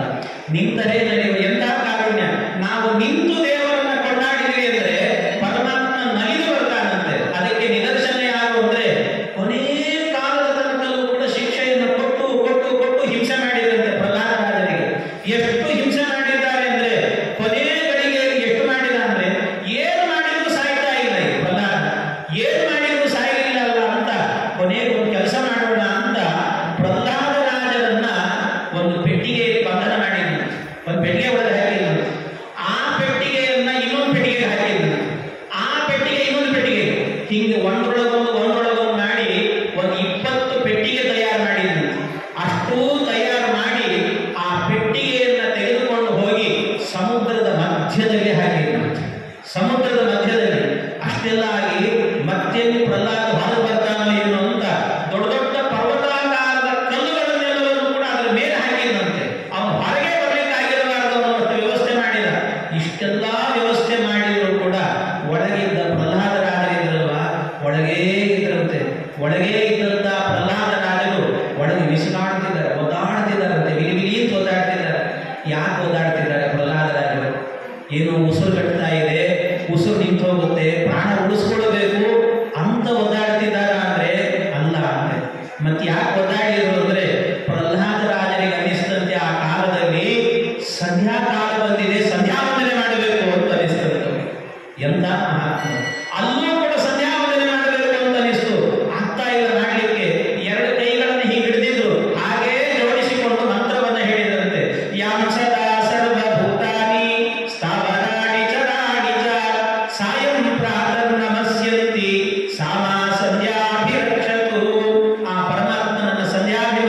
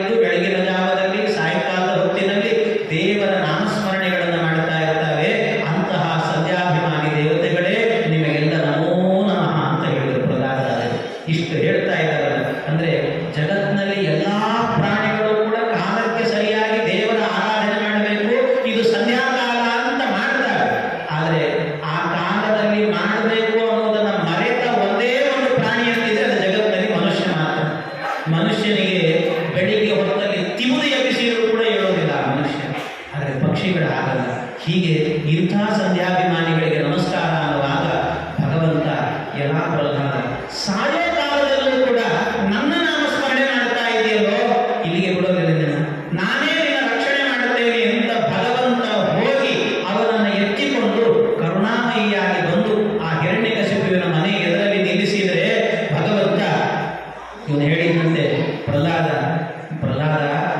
ಭಗವಂತ ಇಲ್ಲಿ ನನ್ನ ಮನೆ ತನಕ ಬಂದಿದ್ದಿ, ಒಳಗೆ ಬಂದ್ಬಿಡು, ಒಂದು ಲೋಟ ಹಾಲು ಕೊಡ್ತೀನಿ ಕುಡಿದು ಹೋಗು ಅಂದ್ರೆ ದೇವರು ಹೇಳಿದಂತೆ ಹಿಂಗೆಲ್ಲ ಬಾಗಿಲಿಂದ ಬರೋದಿಲ್ಲ ನಾನು, ನಿಮ್ಮ ಮನೆ ಒಳಗೆ ಹೋಗು, ಸ್ವಲ್ಪ ಹೊತ್ತಾಗ್ಲಿ ನಿಮ್ಮ ಮನೆ ಕಂಬ ಹೊಡ್ಕೊಂಡ್ ಬರ್ತೀನಿ, ಹಾಲಲ್ಲ ತೆಂಗಿನಕಾಯಿ ಒಳಗೆ ನಾನು ಎಲ್ಲ ಸ್ವೀಕಾರ ಮಾಡ್ತೀನಿ ಅಂತಂದಂತೆ ದೇವರು. ಆಯ್ತು ಅಂತ ಇವ್ರು ಒಳಗೆ ಹೋದ ಕೂಡಲೇ ಪರಮಾತ್ಮ ಎಲ್ಲಿ ಅಂದ್ರೆ ಕಂಬದಲ್ಲಿ ಅಂತ ಹೇಳುವಾಗ ಕಂಬ ಒಡೆದಾಗ ಸ್ಫೋಟದ ಶಬ್ದ ಮಾಡಿಕೊಂಡು ಭಗವಂತ ನರ್ತನೆ ಮಾಡಿಕೊಂಡು ಬಂದಂತೆ. ಲಕ್ಷ್ಮೀ ನರಸಿಂಹ ನರ್ತನೆ ಮಾಡಿಕೊಂಡು ಬಂದಲ್ಲ, ಇವನು ನಿಂತೇ ಇದ್ದ ಪ್ರಹ್ಲಾದ ನಿಂತರೆ ನಲಿವ ಭಗವಂತನ ಕಾರುಣ್ಯ, ಪರಮಾತ್ಮನ ಕಾರುಣ್ಯ. ನಾವು ನಲಿಬೇಕಾಗಿಲ್ಲ, ನಾವು ನಿಂತರೆ ಸಾಕಂತೆ, ಪರಮಾತ್ಮನ ಎದುರಲ್ಲಿ ನಿಂತರೆ ಸಾಕು, ಅವನೇ ನಲಿದು ಬರ್ತಾನೆ ಭಗವಂತ ಅಂತ ಹೇಳ್ತಾರೆ. ಅದಕ್ಕೆ ನೋಡಿ ವಿಜಯದಾಸರ ವಿಜಯದಾಸರ ಕವಚದಲ್ಲಿ ಹೇಳುವಾಗ ಇಂದಿರಾಪತಿ ಇವರ ಮುಂದೆ ಕುಣಿವನು ಹೇಳುವಾಗ ಎಲ್ಲ ಮಾತು ಹೇಳಿದ್ದಾರೆ. ಇಂದಿರಾಪತಿ ಇವರ ಮುಂದೆ ಕುಣಿವನು ಅಂತ, ಅಂದ್ರೆ ಇವರು ಇಂದಿರಾಪತಿಯಲ್ಲಿ ಇಂದಿರಾಪತಿನೇ ಇವರು ಮುಂದೆ ಕುಣಿತಿದ್ದ ಅಂದ್ರೆ ಭಗವಂತನ ಕಾರುಣ್ಯ ಇದು. ನನ್ನ ಭಕ್ತರು ನನ್ನನ್ನು ಹಾಡಿದರೆ ಸಾಕು, ಅವರು ಎದುರಲ್ಲಿ ಬಂದು ನಾನೇ ನರ್ತನೆ ಮಾಡ್ತೇನೆ ಅಂತ, ಇದು ದೇವರ ಕಾರುಣ್ಯ ಅಂತಂದ್ರೆ ಪರಮಾತ್ಮನ ಕಾರುಣ್ಯ. ಹೀಗೆ ಅನಂತವಾದ ಕಾರುಣ್ಯವನ್ನು ತೋರಿಸಿದ ಮಹಾಮಹಿಮ ಭಗವಂತ, ಅದು ಭಗವಂತನ ಕಾರುಣ್ಯ ಅಂತ ಹೇಳ್ತಾರೆ. ಇಂತಹ ಕಾರುಣ್ಯಗಳನ್ನು ಅನೇಕ ತೋರಿಸಿದ್ದಾರೆ. ಇನ್ನೊಂದು ಪ್ರಸಂಗದಲ್ಲಿ ನಿಮಗೆಲ್ಲ ಗೊತ್ತಿರುತ್ತೆ, ಒಮ್ಮೆ ಈ ಕೃಷ್ಣ ಸಂಧಾನಕ್ಕೆ ಅಂತ ಹೋಗಬೇಕಿತ್ತು. ಸಂಧಾನಕ್ಕೆ ಅಂತ ಹೋಗುವಾಗ ಆ ಪ್ರಸಂಗದಲ್ಲಿ ಏನಾಯಿತಂತೆ, ಈ ಕೃಷ್ಣ ಬರ್ತಿದ್ದಾನೆ ಅಂತ ಗೊತ್ತಾದ ಕೂಡಲೇ ಎಲ್ಲರೂ ತಮ್ಮ ಮನೆಗಳಲ್ಲಿ ಅಡಿಗೆ ಮಾಡಿರಂತೆ. ದುರ್ಯೋಧನ ನನ್ನ ಮನೆಗೆ ಬರ್ತಾನೆ ಕೃಷ್ಣ, ನನ್ನ ಮನೆಯಲ್ಲಿ ಊಟದ ವ್ಯವಸ್ಥೆ ಇರಲಿ. ಭೀಷ್ಮ ತನ್ನ ಮನೆಯಲ್ಲಿ, ದ್ರೋಣ ಅಂದುಕೊಂಡ ನಾನು ಎಷ್ಟಾದರೂ ಒಬ್ಬ ಬ್ರಾಹ್ಮಣ, ನನ್ನ ಮನೆಗೆ ಬರ್ತಾನೆ ಕೃಷ್ಣ ಅಂತ ಅವನು ಅಂದುಕೊಂಡಂತೆ. ಎಲ್ಲರೂ ತಮ್ಮ ಮನೆಗಳಲ್ಲಿ ಅಡಿಗೆ ಮಾಡಿ ತಯಾರು ಮಾಡಿಟ್ಕೊಂಡಿದ್ರಂತೆ. ಆಗ ಮೊದಲು ದುರ್ಯೋಧನನ ಬಳಿಗೆ ಹೋಗುವಾಗ ದುರ್ಯೋಧನ ಸ್ವಾಗತ ಮಾಡಿದ್ದಂತೆ. ಕೃಷ್ಣ ಬಂದಿದ್ದಿ, ವೈಭವದ ಅಡಿಗೆ ಮಾಡಿಸಿದ್ದೀನೋ, ಊಟ ಮಾಡ್ಕೊಂಡು ಹೋಗು ಅಂತ. ಊಟ ಮಾಡ್ಕೊಂಡು ಹೋಗು ಅಂದ್ರೆ ಭಗವಂತ ಹೇಳಿದಂತೆ, ನೋಡು, ಒಂದು ಯಾರು ನಮ್ಮನ್ನ ದ್ವೇಷ ಮಾಡ್ತಾರೋ ಅವರ ಮನೆಯಲ್ಲಿ ಊಟ ಮಾಡ್ತಾರೋ, ಅಷ್ಟೇ ಅಲ್ಲ ದ್ವೇಷ ಮಾಡುವವರನ್ನ ನಮ್ಮ ಮನೆಗೆ ಕರೆದು ಊಟಕ್ಕೂ ಹಾಕಬಾರದು. ಆದ್ರಿಂದಾಗಿ ನೀನು ನನ್ನವರಾದ ಪಾಂಡವರನ್ನ ನನ್ನನ್ನು ದ್ವೇಷ ಮಾಡ್ತಿ, ನಾನು ನಿನ್ನ ಮನೆಯಲ್ಲಿ ಊಟ ಮಾಡಲ್ಲ, ನೀನು ನನ್ನ ಮನೆಗೆ ಊಟಕ್ಕೆ ಬರಬೇಡ ಅಂತ. ಬರಬೇಡ ಬೇಡ. ಸರಿ, ದುರ್ಯೋಧನ ಮನೆಯಲ್ಲಿ ಮಾಡಲಿಲ್ಲ. ಕಡೆಗೆ ಈ ಕಡೆ ಭೀಷ್ಮಾಚಾರ್ಯರು ನನ್ನ ಮನೆಗೆ ಬಾ ಅಂತಂದು ಭೀಷ್ಮನಿಗೆ ಹೇಳಿದರು, ನಿನ್ನ ಮನೆಗೆ ಬರ್ಬೋದಿತ್ತು, ಆದರೆ ನೀನೊಂದು ಅನ್ಯಾಯ ಮಾಡಿದ್ದಿ. ಏನು ಅಂದರೆ, ಒಂದು ಹೆಣ್ಣಿಗೆ ಅವಮಾನ ಆಗುವ ಕಾಲದಲ್ಲಿ ನಿನ್ನ ಬಾಯಿಂದ ಒಂದು ತುಟುಕ್ ಅನ್ನುವಂಥ ಒಂದು ಮಾತು ಬರಲಿಲ್ಲ, ಆದ್ದರಿಂದ ನೀನು ಅನ್ಯಾಯ ಮಾಡಿದ್ದಿ, ನಿನ್ನ ಮನೆಯಲ್ಲಿ ಊಟ ಮಾಡೋದಿಲ್ಲ ಅಂತಂದ್ರೆ. ದ್ರೋಣಾಚಾರ್ಯ ಹೇಳಿದರು, ನಾನು ಬ್ರಾಹ್ಮಣ, ನನ್ನ ಮನೆಗೆ ಬನ್ನಿ ಅಂದರೆ, ನೀವು ಅದೇ ಸಭೆಯಲ್ಲಿ ಕುಳಿತವರು, ನೀವು ಅದೇ ಕೆಲಸ ಮಾಡಿದ್ದೀವಿ, ಬರಲ್ಲ ನಿಮ್ಮ ಮನೆಗೆ. ಕೊನೆಗೆ ಯಾರ ಮನೆಗೂ ಕೂಡ ಹೋಗದೇನೆ ದೇವರು ಕಾರುಣ್ಯವನ್ನು ತೋರಿಸಿದ್ದು ಯಾರ ಮೇಲೆ ಅಂತಂದ್ರೆ ವಿದುರನ ಮನೆಗೆ ಹೋಗಿ ಪಾಲ್ಗೊಂಡ ಅಂತ ಹೇಳ್ತಾರೆ. ವಿದುರನ ಮನೆಗೆ ಹೋದಂತೆ ಭಗವಂತ. ವಿದುರನ ಮನೆಗೆ ಹೋದಲ್ಲ, ಅಲ್ಲೊಂದು ವಿಚಿತ್ರ ನಡೆದಿತ್ತು ಅಂತ ಹೇಳ್ತಾರೆ. ಏನದು ವಿಚಿತ್ರ ಅಂದ್ರೆ, ಭಗವಂತ ವಿದುರನ ಮನೆಗೆ ಹೋದಂತೆ. ವಿದುರನ ಮನೆಗೆ ಹೋದಾಗ ವಿದುರ ಮೊದಲೇ ಗೊತ್ತಿತ್ತು ಅವನಿಗೆ, ದೇವರು ನನ್ನ ಮನೆಗೆ ಬರ್ತಾನೆ ಅಂತ ಗೊತ್ತಿತ್ತು.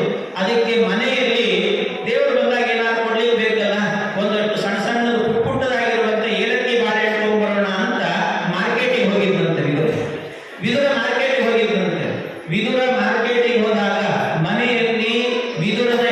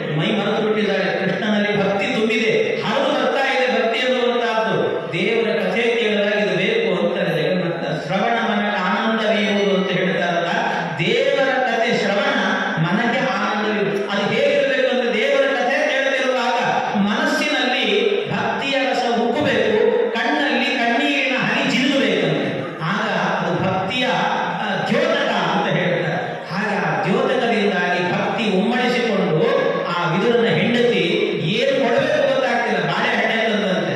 ತಂದು ಕೃಷ್ಣನ ಎದುರಲ್ಲಿ ಇಟ್ಟು ಆ ಬಾಳೆಹಣ್ಣನ್ನು ಸುಲಿದಂತೆ. ಸುಲಿದು ಬಾಳೆಹಣ್ಣಿರುತ್ತಲ್ಲ, ಹಣ್ಣನ್ನ ಕಸಲು ಬುಟ್ಟಿಗೆ ಹಾಕಿದ್ದು ಸಿಪ್ಪೆಯನ್ನು ಕೃಷ್ಣನಿಗೆ ಕೊಟ್ಟಂತೆ. ಏನ್ ವಿಚಿತ್ರ ನೋಡಿ, ಸಿಪ್ಪೆ ಕೃಷ್ಣನಿಗೆ ಕೊಟ್ರೆ ಈ ಕೃಷ್ಣ ಎಂಥವನು ಅಂತಂದ್ರೆ ಅದನ್ನೇ ಚಪ್ಪರಿಸ್ಕೊಂಡು ತಿಂದಂತೆ. ಕೃಷ್ಣ ಚಪ್ಪರಿಸಿಕೊಂಡು ತಿಂದಾದ ಮೇಲೆ ಆಮೇಲೆ ಸ್ವಲ್ಪ ಹೊತ್ತಿಗೆ ವಿದುರ ಬಂದ, ಫ್ರೆಶ್ ಆಗಿರುವ ಬಾಳೆಹಣ್ಣು ತಗೊಂಡು ಬಂದಂತೆ. ತಂದು ವಿದುರ ಆ ಬಾಳೆಹಣ್ಣನ್ನ ಮುಂದಿಟ್ಟು ನೋಡ್ತಾನೆ, ಸಿಪ್ಪೆ ತಿಂತಾ ಇದ್ದಾನೆ ಕೃಷ್ಣ. ಹೆಂಡತಿ ಮೇಲೆ ಸಿಪ್ಪೆ ಕೊಡ್ತಾ ಇದ್ದಾಳೆ. ನೋಡಿ ಹೆಂಡತಿಗೆ ಬೈದಂತೆ, ಏನ್ ಮಾಡ್ತಾ ಇದ್ದೀರಿ, ಕೃಷ್ಣನಿಗೆ ಸಿಪ್ಪೆ ಕೊಟ್ಟು ಬಾಳೆಹಣ್ಣನ್ನು ಕಸದ ಬುಟ್ಟಿಗೆ ಹಾಕ್ತಾ ಇದೆಯಲ್ಲ, ಎಂಥ ಕೆಲಸ ಮಾಡಿದೆ ನೀನು ಅಂತ ಬೈದಂತೆ. ಸುಮ್ಮನಿರು, ನಾನು ಕೊಡ್ತೀನಿ ಅಂತ ಫ್ರೆಶ್ ಆಗಿ ತಂದಿರೋದು ಅಂತ ಕೃಷ್ಣನಿಗೆ ತಾನೇ ಬಾಳೆಹಣ್ಣಿನ ಸಿಪ್ಪೆಯನ್ನು ಬಿಡಿಸಿ ಹಣ್ಣನ್ನು ತೆಗೆದುಕೊಟ್ಟಂತೆ. ಕೃಷ್ಣನಿಗೆ ಹಣ್ಣು ಕೊಟ್ಟು ಸಿಪ್ಪೆಯನ್ನು ಬಿಸಾಕಿದಂತೆ. ಕೃಷ್ಣ ಹೇಳಿದಂತೆ ವಿದುರನಿಗೆ, ವಿದುರ, ಇಷ್ಟೊಂದು ತನಕ ನಿನ್ನ ಹೆಂಡತಿ ಕೊಟ್ಟದ್ದು ಬಹಳ ಸಿಹಿಯಾಗಿತ್ತು ಹಣ್ಣು, ನೀನು ಕೊಟ್ಟದ್ದೇನೋ ಬಹಳ ಸಪ್ಪಗಿದೆ ಅಲ್ಲ ಅಂತಂದಂತೆ. ಕೃಷ್ಣ ನಾನು ಕೊಟ್ಟಿದ್ದ ಹಣ್ಣು ನನ್ನ ಹೆಂಡತಿ ಕೊಟ್ಟಿದ್ದ ಸಿಪ್ಪೆ ಅಂತಂದ್ರೆ ಅದಕ್ಕೆ ಭಗವಂತ ಹೇಳಿದಂತೆ, ನೀ ಕೊಟ್ಟಿದ್ದು ಹಣ್ಣಾಗಿದ್ರು ಕೂಡ ನಿನಗಿದು ಹಣ್ಣು ಇದು ಸಿಪ್ಪೆ ಅನ್ನುವಂಥ ವ್ಯತ್ಯಾಸ ಇರುವಷ್ಟು ತಿಳುವಳಿಕೆ ಇದೆ. ನಿನ್ನ ಹೆಂಡತಿಗೆ ಆ ತಿಳುವಳಿಕೆ ಇಲ್ಲದೆ ಭಕ್ತಿಯಲ್ಲಿ ಮುಳುಗಿ ಸಿಪ್ಪೆ ಕೊಟ್ಟಿದ್ದಲ್ಲ, ಅದು ರುಚಿ ಇತ್ತು ಅಂತಂದಂತೆ ಭಗವಂತ. ಇದು ಭಗವಂತನ ಕಾರುಣ್ಯ ಅಂತಂದ್ರೆ, ಪರಮಾತ್ಮನ ಭಕ್ತಿ ಮಾಡಿದ್ರಿ ಅಂತಾದ್ರೆ ಪರಮಾತ್ಮನಲ್ಲಿ ಎಷ್ಟು ಅನುಗ್ರಹ ಮಾಡ್ತಾನೆ ಭಗವಂತ ಅಂದ್ರೆ ಹೇಳಲಿಕ್ಕೆ ಸಾಧ್ಯ ಇಲ್ಲ. ಅಷ್ಟು ಅನುಗ್ರಹವನ್ನು ಮಾಡ್ತಾನಂತೆ ಪರಮಾತ್ಮ. ಇದು ಪರಮಾತ್ಮನ ಕಾರುಣ್ಯಕ್ಕೆ ಅನೇಕ ನಿದರ್ಶನಗಳಿವೆಲ್ಲವೂ ಕೂಡ. ಅವನು ಕೊಟ್ಟ ಅಂತ ಆದರೆ ತಗೊಳ್ಳಿಕ್ಕಾಗುವುದಿಲ್ಲ ಅಂತ ನಮಗೆ. ಅದಕ್ಕೆ ಜೀವನದಲ್ಲಿ ಏನಾದರೂ ಕೂಡ, ಏನು ಸಮಸ್ಯೆಗಳು ಬಂದರೂ ಕೂಡ ದೇವರನ್ನ ಕೇಳಬೇಕಷ್ಟೆ, ಪರಮಾತ್ಮನನ್ನ ಕೇಳಬೇಕು. ಸುಖ ಆಗಲಿ ದೇವರೇ ಕೊಡಲಿ, ಕಷ್ಟ ಬರಲಿ ದೇವರೇ ಕೊಡಲಿ. ನಿಮಗೇನಾದರೂ ಕೂಡ ಯಾರನ್ನಾದರೂ ಕೇಳಿದ್ರೆ ಅಂತ ಇಟ್ಕೊಳ್ರಿ, ಕೊಡ್ತಾರೆ. ಇವತ್ತು ಕೊಟ್ಟರೆ ನಾಳೆ ಹಂಗಿಸ್ತಾ ಕೊಡ್ತಾರೆ. ನನ್ನಿಂದ ಬದುಕಿ ಯಾಕಾದರೂ ತಗೊಳ್ಬೇಕು ಇವನ ಹತ್ರ ಅಂತ ಅಂದ್ಕೊಂಡಿರ್ಬೇಕು, ಹಾಗೆ ಮಾಡಿಬಿಡ್ತಾರೆ. ಆದ್ರಿಂದ ಜೀವನದಲ್ಲಿ ಅನ್ಯರಿಂದಲೇ ಸುಖವು ಆಯಿತೆಂಬುದಕ್ಕಿಂತ ನಿನ್ನಿಂದಾಯಿತು ಎಂಬ ಕ್ಲೇಶವೇ ದಯ್ಯ. ಬೇರೆಯವರು ಸುಖ ಕೊಡೋಕ್ಕಿಂತಲೂ ಕೂಡ ದೇವರೇ ಕಷ್ಟ ಕೊಡ್ಲಿ, ಅದೇ ಚೆನ್ನಾಗಿರುತ್ತೆ, ಅದೇ ಸೊಬಗು. ದೇವರು ಕೊಟ್ಟದ್ದನ್ನು ಸ್ವೀಕಾರ ಮಾಡಿ. ದೇವರು ಸುಖವನ್ನು ಕೊಟ್ಟಾಗ ಬೇಡ ಅನ್ನಲ್ಲ, ಕಷ್ಟ ಕೊಟ್ಟಾಗ ಯಾಕೆ ಬೇಡ ಹೇಳಿ ಅನ್ನಬಾರದು. ಅವನು ಏನು ಕೊಡ್ತಾನೋ ಅದನ್ನು ತಗೊಳ್ಬೇಕಂತೆ. ಹಾಗಾಗಿ ದೇವರಿಗೆ ಅವನಲ್ಲಿ ಭಕ್ತಿ ಮಾಡೋದಿದೆಯಲ್ಲ, ಅವನು ಭಕ್ತಿ ಮಾಡಿದ್ವಿ ಅಂತ ಅಂದ್ರೆ ಕಾರುಣ್ಯವನ್ನ ಹೇಗೆ ಸುರಿಸ್ತಾನೆ ಅಂದ್ರೆ ಕಾರುಣ್ಯದ ರಸಮಳೆಯನ್ನೇ ಸುರಿಸಿ ಬಿಡ್ತಾನಂತೆ ಭಗವಂತನ ಮೇಲೆ. ಇದು ಅವನ ಕಾರುಣ್ಯಕ್ಕೆ ನಿದರ್ಶನ ಅಂತ ಹೇಳಿ. ಇಂಥ ನಿದರ್ಶನಗಳು ಅನೇಕ. ಭಗವಂತನ ಕಾರುಣ್ಯ ನೋಡಿ, ಎಲ್ಲೆಲ್ಲಿ ಹೇಗೆ ರಕ್ಷಣೆ ಮಾಡ್ತಾನೆ, ಯಾವ ರೀತಿ ಮಾಡ್ತಾನೆ. ಅವನ ಕಾರುಣ್ಯ ಇತ್ತು ಅಂದ್ರೆ ಏನು ಆಗುತ್ತೆ ಅನ್ನೋದಕ್ಕೂ ನಿದರ್ಶನವನ್ನು ಹೇಳ್ತೀವಿ. ಒಂದು ಮಾತನ್ನ ಹೇಳ್ತಾರೆ, ದೇವರ ಕಾರುಣ್ಯ ಇತ್ತು ಅಂತ ಹೇಗಿರುತ್ತೆ ಅನ್ನೋದು. ಪರಮಾತ್ಮ ಒಮ್ಮೆ ಏನಾಗಿತ್ತಂತೆ, ದೇವರು ಒಂದು ಮಹಾಭಾರತದ ಯುದ್ಧ ಗೊತ್ತಿದೆ, ದೇವರನ್ನ ಸ್ತೋತ್ರ ಮಾಡಿದರೆ ಅವನ ಅನುಗ್ರಹ ಆಯಿತು ಅಂದ್ರೆ ಹೇಗೆ ರಕ್ಷಣೆ ಮಾಡ್ತಾನೆ ಅಂದ್ರೆ, ಮಹಾಭಾರತದ 18 ದಿನದ ಯುದ್ಧ ನಡೀತಾ ಇದೆ. 18 ದಿನದ ಯುದ್ಧ ನಡೆಯುವ ಕಾಲ. ಆ ಯುದ್ಧ ನಡೆಯುವಂತಹ ಕಾಲದಲ್ಲಿ ಒಂದು ಪಕ್ಷಿ, ಆ ಪಕ್ಷಿ ಎಂತಾದ್ರು ಅಂದ್ರೆ ಗರ್ಭಿಣಿಯಾದ ಪಕ್ಷಿ ಅಂತ. ಗರ್ಭಿಣಿಯಾದ ಪಕ್ಷಿ ಅದು ಅನನ್ಯವಾಗಿ ದೇವರ ಸ್ತೋತ್ರ ಮಾಡಿತ್ತಂತೆ. ವಿಶಿಷ್ಟವಾದ ಪಕ್ಷಿ ಅದು. ವೇದ ಮಂತ್ರಗಳನ್ನೆಲ್ಲ ಕಂಡುಕೊಂಡಂಥ ಪಕ್ಷಿ ಅಂತ ಪುರಾಣಗಳಲ್ಲಿ ಉಲ್ಲೇಖ ಮಾಡ್ತಾರೆ. ಅಂಥ ಒಂದು ಪಕ್ಷಿ, ಅಂಥ ಪಕ್ಷಿ ಹಾರಿಕೊಂಡು ಕುರುಕ್ಷೇತ್ರಕ್ಕೆ ಬಂದಂತೆ. ಕುರುಕ್ಷೇತ್ರಕ್ಕೆ ಬಂದ. ಆ ಕುರುಕ್ಷೇತ್ರಕ್ಕೆ ಬಂದಾಗ ಕುರುಕ್ಷೇತ್ರದಲ್ಲಿ ಎಲ್ಲ ಕಡೆಯೂ ಪುಂಗಾನುಪುಂಗವಾಗಿ ಬಾಣಗಳ ಸುರಿಮಳೆ ನಡೀತಾ ಇದೆ. ಅದಕ್ಕೆ ಹೆದರಿಕೆ ಆಯಿತು. ಗರ್ಭಿಣಿಯಾಗಿದ್ದೇನೆ, ನಾನು ಸತ್ತರೂ ಪರವಾಗಿಲ್ಲ, ನನ್ನ ಮಕ್ಕಳಿಗೆ ಜನ್ಮ ನೀಡಬೇಕು ಅಂತ ಅದಕ್ಕೆ ಬಯಕೆ. ಏನು ಮಾಡಬೇಕು ಗೊತ್ತಾಗಲಿಲ್ಲ.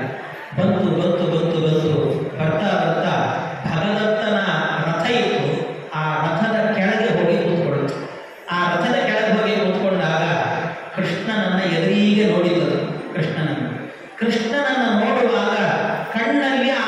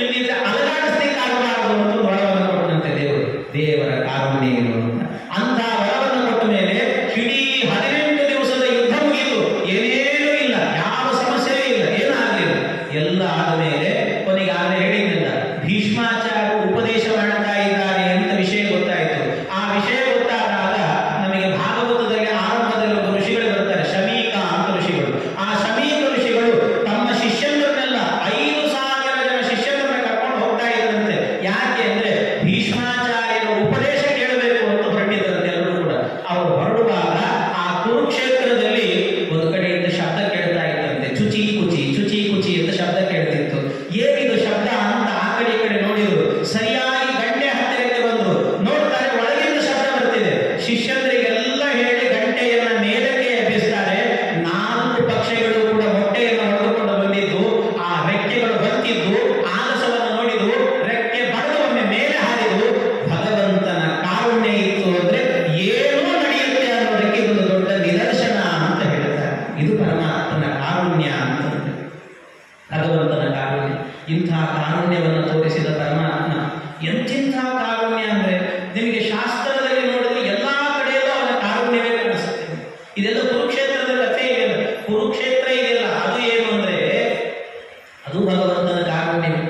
ದೇವರ ಕಾರುಣ್ಯ ಇದೆಲ್ಲವೂ ಕೂಡ. ಪರಮಾತ್ಮನ ಕಾರುಣ್ಯ ಹೇಗಿರುತ್ತೆ ಅಂದ್ರೆ, ಈ ಕೌರವರು ಅಂತ ಹೇಳ್ತೇವೆ. ಕೌರವರು ಅಂತ ಅವ್ರಿಗೆ ಯಾಕೆ ಹೆಸರು ಅಂದ್ರೆ, ಆ ವಂಶದಲ್ಲಿ ಒಬ್ಬ ರಾಜ ಕುರು ಅಂತ ಅವನ ಹೆಸರು, ಕುರುರಾಜ ಅಂತ ಬರ್ತಾರೆ.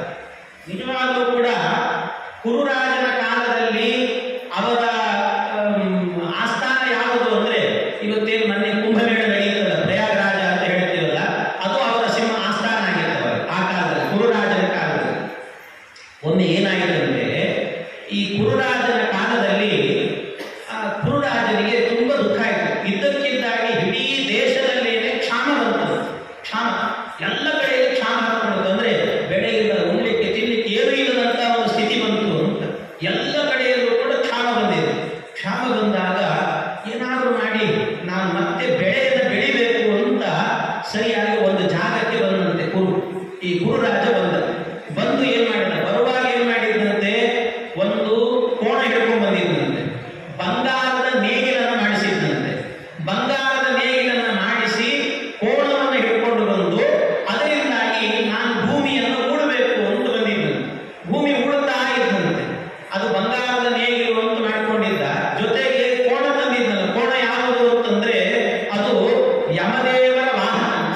ಯಮದೇವರ ಹತ್ರನೇ ಹೋಗಿ ನಾನು ಭೂಮಿಯನ್ನ ಬಿತ್ತಬೇಕು, ಅದಕ್ಕೋಸ್ಕರ ಕೊಡ್ರಿ ಅಂತ ಕೇಳ್ಕೊಂಡ್ ಬಂದಿದ್ದು. ಅದನ್ನು ತಗೊಂಡು ಬಂದು ಭೂಮಿ ಬಿತ್ತುತ್ತಾ ಇತ್ತು.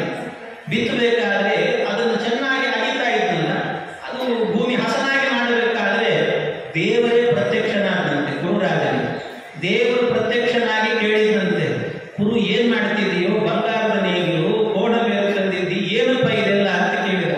ಅದಕ್ಕೆ ದೇವರಿಗೆ ಹೇಳಿದಂತೆ, ಕುರು ಸ್ವಾಮಿ ಏನಿಲ್ಲ, ಇಡೀ ದೇಶದಲ್ಲಿ ಕ್ಷಾಮ, ಏನು ತಿನ್ಲಿಕ್ಕಿಲ್ಲ, ಅದಕ್ಕೆ ಬೀಜ ಬಿತ್ತಬೇಕು ಅಂತ ಬಂದಿದ್ದೀನಿ, ಬೀಜ ಬಿತ್ತುತ್ತಾ ಇದ್ದೇನೆ ಅಂತ. ದೇವರು ಹೇಳ್ತಾನೆ, ಹಾಗೇನು ಕ್ಷಾಮ ಬಂದಿರಲಿಲ್ಲ. ದೇವರೇ ಹೇಳಿದಂತೆ, ಎಲ್ಲಿದೆಯೋ ಕ್ಷಾಮ, ಎಲ್ಲರೂ ಕೂಡ ಆರಾಮ್ ತಿನ್ಕೊಂಡು ಉಳ್ಕೊಂಡಿದ್ದಾರೆ ಆರಾಮಾಗಿ, ನೀನ್ಯಾಕೆ ಕೆಲಸ ಮಾಡ್ತಾ ಇದ್ದೀನಿ ನೀನು ಅಂತಂದ್ರಂತೆ. ಅಂದು ಕೂಡಲೇ ಭಗವಂತ ಹೇಳಿದ, ಈ ಕುರು ಹೇಳಿದಂತೆ ಭಗವಂತನಿಗೆ, ದೇವರೇ ಕ್ಷಾಮ ಅಂತಂದ್ರೆ ತಿನ್ಲಿಕ್ಕೆ ಕಾಳು ಬೇಳೆ ಇಲ್ಲ ಅಂತ ನಾನು ಅದಕ್ಕೋಸ್ಕರ ಹೇಳ್ತಾ ಇಲ್ಲ. ಕ್ಷಾಮ ಬಂದಿರೋದು ಯಾವುದಕ್ಕೆ ಅಂದ್ರೆ ಧರ್ಮದ ಕ್ಷಾಮ ಬಂದಿದೆ ಜಗತ್ತಿನಲ್ಲಿ, ಧರ್ಮ ಉಳಿತಾ ಇಲ್ಲ, ಅದಕ್ಕೆ ಧರ್ಮದ ಬೀಜ ಬಿತ್ತಬೇಕು ಅಂತ ಬಂದಿದ್ದೀನಿ ನಾನು ಅಂತ ಹೇಳಿದಂತೆ. ಅದಕ್ಕೋಸ್ಕರ ಭೂಮಿ ಅಗಿತಾ ಇದ್ದೇನೆ ಅಂತ. ಅಂದು ಕೂಡಲೇ ಭಗವಂತ ಕೇಳ್ತಾನೆ, ಅಲ್ಲೋ ಧರ್ಮದ ಬೀಜ ಬಿತ್ತುತ್ತೇನೆ ಅಂತ ಹೇಳ್ತಿದ್ದಿ, ಬೀಜ ಎಲ್ಲಿದೆ ಅಂತ ಕೇಳಿದ. ಬೀಜ ಎಲ್ಲಿದೆ ಅಂದ್ರೆ ಕುರುರಾಜ ಹೇಳಿದಂತೆ, ಸ್ವಾಮಿ ನನ್ನ ಮೈ ತುಂಬ ಅದೇ ತುಂಬಿದೆ ಅಂತ. ನನ್ನ ಮೈ ತುಂಬ ಅದೇ ತುಂಬಿದೆ ಅಂತ. ಅಲ್ಲೋ ನಿನ್ನ ಮೈ ರಕ್ತ ಇರುತ್ತದೆ ಅಂದ್ರೆ, ಇಲ್ಲ ಅಂತ. ಬೇಕಾದ್ರೆ ನನ್ನ ಕೈ ಕಡಿದು ನೋಡು ಅಂತ. ಆಯ್ತು ಅಂತ ದೇವರು ಅವನ ಕೈ ಕಡಿದಂತೆ. ಕೈ ಕಡಿದ್ರೆ ರಕ್ತ ಬೀಳಲಿಲ್ಲ, ಒಂದೊಂದು ಧರ್ಮದ ಹನಿಗಳು ಬೀಳಲಿಕ್ಕೆ ಶುರುವಾಗುವಂಥದ್ದನ್ನು. ಅದನ್ನು ನೋಡಿ ಭಗವಂತ ಹೇಳಿದಂತೆ, ನೀನೇನು ಯೋಚನೆ ಮಾಡಬೇಡ, ನಿನ್ ಜೊತೆಗೆ ನಾನಿದ್ದೀನಿ, ನಿನ್ ಜೊತೆಗೆ ನಾನು ಕೂಡ ಈ ಬೀಜವನ್ನು ಬಿಡ್ತೀನಿ, ಮುಂದೆ ನೀನು ಹೋಗ್ತೀವಿ, ಹಿಂದೆ ಬೀಜ ನಾನೇ ಹಾಕ್ತಾ ಬರ್ತೀನಿ ಅಂತ ಅಂದ್ಕೊಂಡು ಧರ್ಮದ ಬೀಜಗಳನ್ನೆಲ್ಲ ಹಾಕಿ, ಅದನ್ನೆಲ್ಲ ಧರ್ಮದ ಬೀಜವನ್ನು ಹಾಕಿ ಎಲ್ಲ ಕಡೆ ಧರ್ಮದ ಬೋಧನೆ ಮಾಡಿದಂತೆ ಪರಮಾತ್ಮ. ಇಷ್ಟೆಲ್ಲ ಮಾಡಿದ್ನಲ್ಲ, ಆದ ಮೇಲೆ ಕುರುರಾಜನಿಗೆ ಒಂದು ಮಾತನ್ನು ಹೇಳಿದಂತೆ, ನೋಡು ಇದು ನೀನು ಬಿತ್ತಿದ ಜಾಗ, ಆದ್ರಿಂದಾಗಿ ಈ ಜಾಗಕ್ಕೆ ನಿನ್ನ ಹೆಸರು ಬರಲಿ ಅನ್ನಂತೆ ಕೃಷ್ಣ ಪರಮಾತ್ಮ. ಈ ಜಾಗಕ್ಕೆ ನಿನ್ನ ಹೆಸರು ಬರಲಿ. ಅಷ್ಟೇ ಅಲ್ಲ, ನೀನಿಲ್ಲಿ ಧರ್ಮದ ಬೀಜ ಬಿತ್ತಿದ್ದೀಯಾದ್ರಿಂದಾಗಿ ಸಮಗ್ರವಾದಂತಹ ಧರ್ಮ ಏನು ಅಂತ ಇದೇ ಕ್ಷೇತ್ರದಲ್ಲಿ ಬೋಧನೆ ಮಾಡ್ತೇನೆ ನಾನು ಅಂತ ಭಗವಂತ. ಅದೇ ಕ್ಷೇತ್ರ ಏನಾಯಿತು ಅಂದ್ರೆ ಕುರುಕ್ಷೇತ್ರ, ಕುರುವಿನ ಕ್ಷೇತ್ರ ಆದ್ರಿಂದ ಕುರುಕ್ಷೇತ್ರ. ಧರ್ಮದ ಬೀಜ ಬಿತ್ತಿದ್ರಿಂದಾಗಿ ಧರ್ಮಕ್ಷೇತ್ರ ಅಂತಾಯಿತು. ಅದನ್ನೇ ಧರ್ಮಕ್ಷೇತ್ರೇ ಕುರುಕ್ಷೇತ್ರೇ ಸಮವೇತ ಯುಯುತ್ಸವ ಅಂತ ಹೇಳ್ತಾರೆ. ಹಾಗೆ ಅವನ ಮೇಲೆ ಕಾರುಣ್ಯವನ್ನು ತೋರಿಸಿ ಪರಮಾತ್ಮ ನಿನ್ನ ಹೆಸರು ಪ್ರಸಿದ್ಧಿ ಆಗಲಿ, ಧರ್ಮವನ್ನು ಇಲ್ಲೇ ಬೋಧನೆ ಮಾಡುತ್ತೇನೆ ಅಂತ ನಮ್ಮೆಲ್ಲರನ್ನು ಕೂಡ ಉದ್ದೇಶಿಸಿಕೊಂಡು ಒಬ್ಬ ಅರ್ಜುನನಿಗೆ ಭಗವದ್ಗೀತೆಯನ್ನು ಉಪದೇಶ ಮಾಡಿದ ಪರಮಾತ್ಮ. ಇದು ದೇವರ ಕಾರುಣ್ಯ. ನಮ್ಮೆಲ್ಲರನ್ನು ಉದ್ಧಾರ ಮಾಡಲಿಕ್ಕೇನೆ ಮಾಡಿರುವಂತ ದೇವರ ಕಾರುಣ್ಯ. ಅವನು ಕೊಡದೇ ಇದ್ರೆ ಭಗವದ್ಗೀತೆ ನಮ್ಮ ಸ್ಥಿತಿ ಏನಾಗ್ತಿತ್ತು ಗೊತ್ತಿಲ್ಲ. ಅಂತಹದ್ದು ಭಗವದ್ಗೀತೆ ಇದೆಯಲ್ಲ, ಅತ್ಯಂತ ರೋಚಕ ಪರಮಾತ್ಮನದ್ದು. ದೇವರ ಕಥೆ ಎನ್ನುವಂತಹದ್ದೇನೆ ಅತ್ಯಂತ ರೋಚಕ. ಎಷ್ಟು ರೋಚಕ ಅಂದ್ರೆ ಭಗವದ್ಗೀತೆಯಲ್ಲಿ ಒಂದು ಶ್ಲೋಕ ಹೇಳ್ತೇನೆ, ಅವನ ಕಾರುಣ್ಯ ಅನ್ನೋದಕ್ಕೆ. ಯಾರು ನನ್ನನ್ನು ನೀವು ಗಟ್ಟಿ ನಂಬ್ತೀರೋ ಅವರನ್ನು ನಾನು ರಕ್ಷಣೆ ಮಾಡುತ್ತೇನೆ ಅಂತ.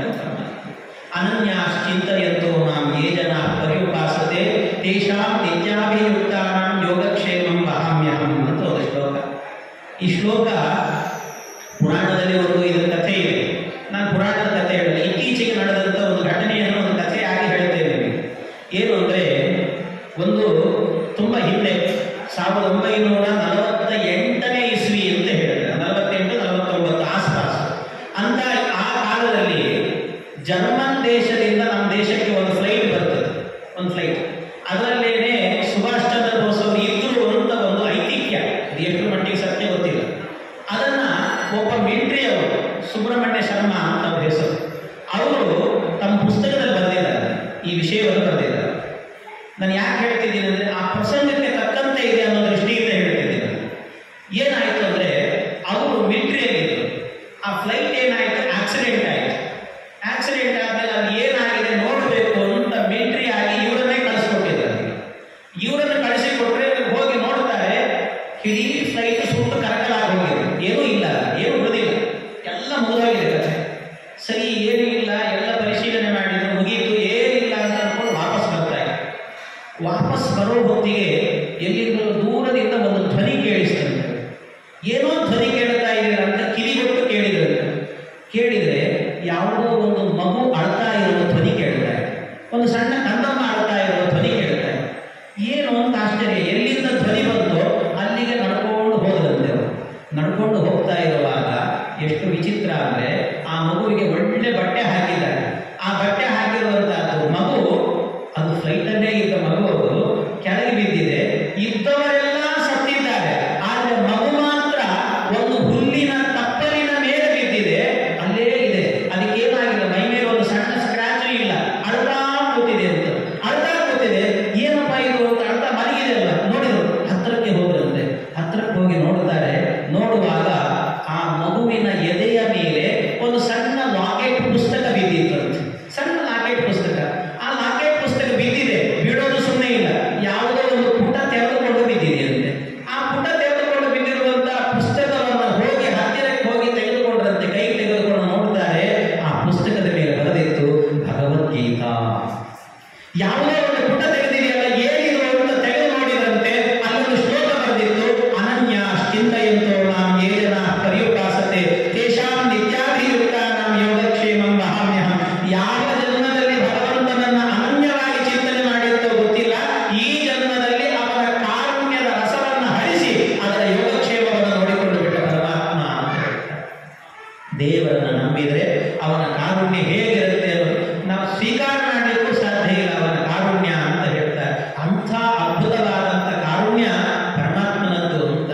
ಈ ಭಗವಂತನ ಕಾರುಣ್ಯವನ್ನೇ ಎಲ್ಲರೂ ಕೂಡ ಅದನ್ನ ನೆನೆದು ನೆನೆದು ಬೇರೆ ಬೇರೆ ರೀತಿಯಲ್ಲಿ ಸ್ಮರಣೆ ಮಾಡ್ತಾರೆ, ಬೇರೆ ಬೇರೆ ರೀತಿಯಲ್ಲಿ. ನೋಡಿ, ನಮಗೆ ಆನಂದ, ಭಕ್ತರಿಗೆ ಆನಂದ ಆಗೋದು ಯಾವಾಗ ಹೇಳ್ರಿ? ನಿಮಗೆ ಬೇರೆ ಏನು ಕೇಳಿದ್ರು ಅಷ್ಟು ಆನಂದ ಆಗಲ್ಲ. ನೀವೇನೋ ನೋಡ್ತೀರಿ, ಇವತ್ತು ಯಾವುದೋ ಒಂದು ಟಿವಿ ಸೀರಿಯಲ್ ನೋಡ್ತೀರಿ, ಮ್ಯಾಚ್ ನೋಡ್ತೀರಿ, ನೋಡಿ ಅಷ್ಟೇ, ಆ ಹೊತ್ತಿಗಷ್ಟೇ. ಆದರೆ ದೇವರ ಕಥೆ ಮಾತ್ರ ಕೇಳಿದಾಗ ಒಂದು ಸತ್ಯ ಆನಂದ ಆಗ್ತಿರ್ತದಂತೆ, ಮತ್ತೆ ಆನಂದ ಆಗ್ತಾ ಇರುತ್ತೆ. ಇದು ದೇವರ ಕಥೆಯಲ್ಲಿರುವ ಸ್ವಾರಸ್ಯ.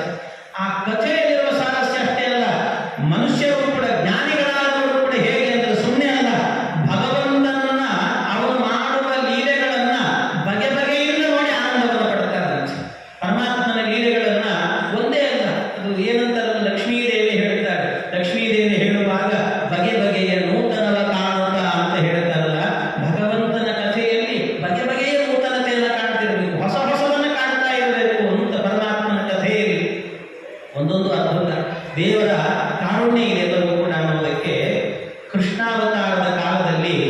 ಬಲರಾಮ ಹೇಳಿದ್ದಾನಲ್ಲ, ಬಲರಾಮನಿಗೆ ಒಂದು ದೋಷ ಬಂತಂತೆ. ಏನದು ಅಂದರೆ, ಕೃಷ್ಣನ ಅಣ್ಣನಾಗಿ ಹುಟ್ಟಿದ್ನಲ್ಲ, ದೇವರ ವಿಷಯದಲ್ಲಿ ಇಡೀ ಜೀವನ ಪೂರ್ತಿ ಅಣ್ಣ ಅಣ್ಣ ಅಂತ ಕರೆಸ್ಕೊಳ್ಬೇಕಲ್ಲ ಅವ್ರ ಬಾಯಲ್ಲಿ. ಇದೊಂದು ದೋಷ ಅವನಿಗೆ ಅನ್ನಿಸ್ತು. ಅದಕ್ಕೆ ನಮ್ಮಲ್ಲಿ ಒಂದು ಶಾಸ್ತ್ರದಲ್ಲಿ, ಧರ್ಮಶಾಸ್ತ್ರದಲ್ಲಿ ಒಂದು ನಿಯಮ ಇದೆ. ದೇವರ ವಿಷಯದಲ್ಲಿ ಏನಾದರೂ ತಪ್ಪು ಮಾಡಿದ್ವಿ ಅಂತ ಆದರೆ ಅದಕ್ಕೆ ಏನು ಮಾಡಬೇಕು ಗೊತ್ತಾ? ದೇವರ ವಿಷಯದಲ್ಲಿ ಏನಾದರೂ ತಪ್ಪು ಮಾಡಿದರೆ ಒಂದು ರಥೋತ್ಸವ ಮಾಡಬೇಕು. ದೇವರಿಗೆ ಒಂದು ರಥೋತ್ಸವ ಮಾಡಬೇಕು. ರಥೋತ್ಸವ ಹೇಗೆ ಮಾಡಬೇಕು ಅಂದರೆ, ಅದು ರಥೋತ್ಸವ ಮಾಡಬೇಕಾದ್ರೆ ರಥವನ್ನು ಎಳಿಬೇಕು ಅಷ್ಟೇ ಅಲ್ಲ, ಆ ರಥಕ್ಕೆ ಮಾವಿನ ತೋರಣವನ್ನು ಕಟ್ಟಬೇಕಂತೆ.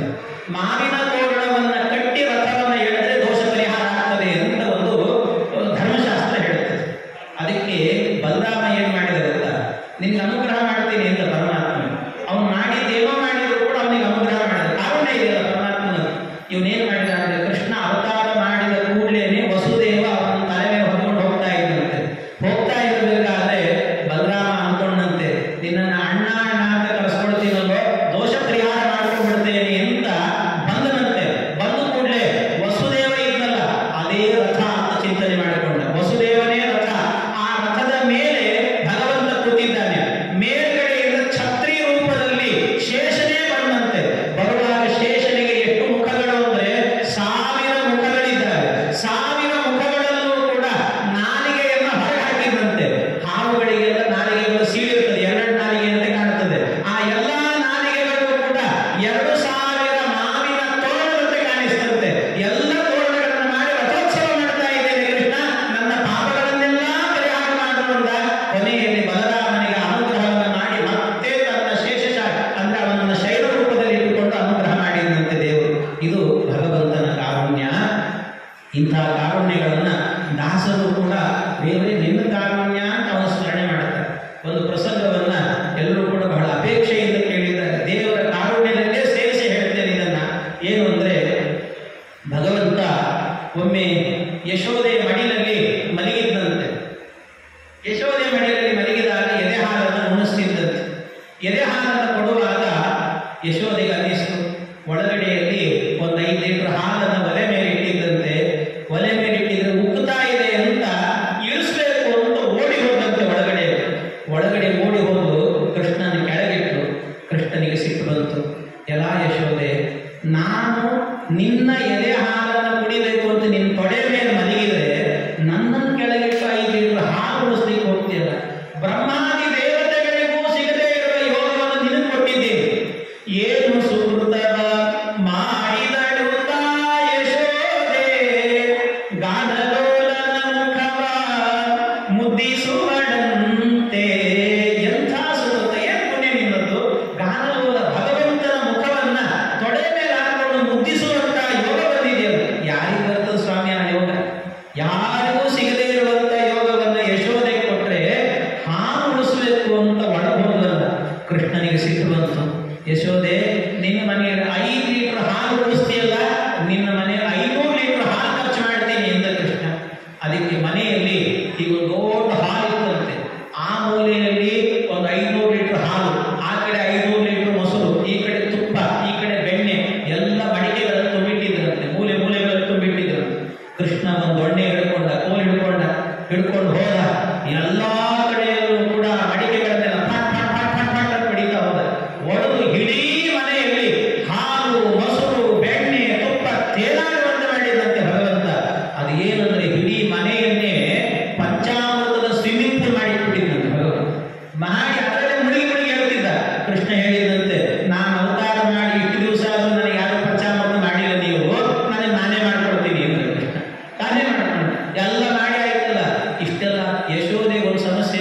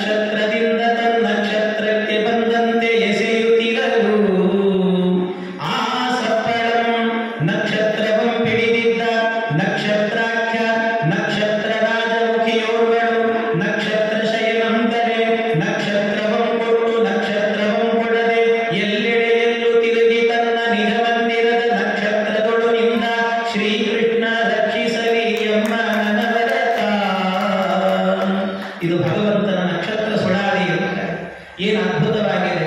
ನಕ್ಷತ್ರ ಸುತನನುಜನೊಂದು ದಿನ, ನಕ್ಷತ್ರ ರೋಹಿಣಿ ನಕ್ಷತ್ರ, ನಕ್ಷತ್ರ ಸುತ ಬಲರಾಮ ದೇವರು ಅವನ ಅನುಜ ಕೃಷ್ಣ ಪರಮಾತ್ಮ ಒಂದು ದಿನ ಯಾವತ್ತು ಯಶೋಧಾದೇವಿ ತನ್ನ ತೊಡೆ ಮೇಲಿಂದ ಕೆಳಗಿಟ್ಟೋ ಆವತ್ತಿನ ದಿವಸ ಏನ್ ಮಾಡಿದ ಕೃಷ್ಣ?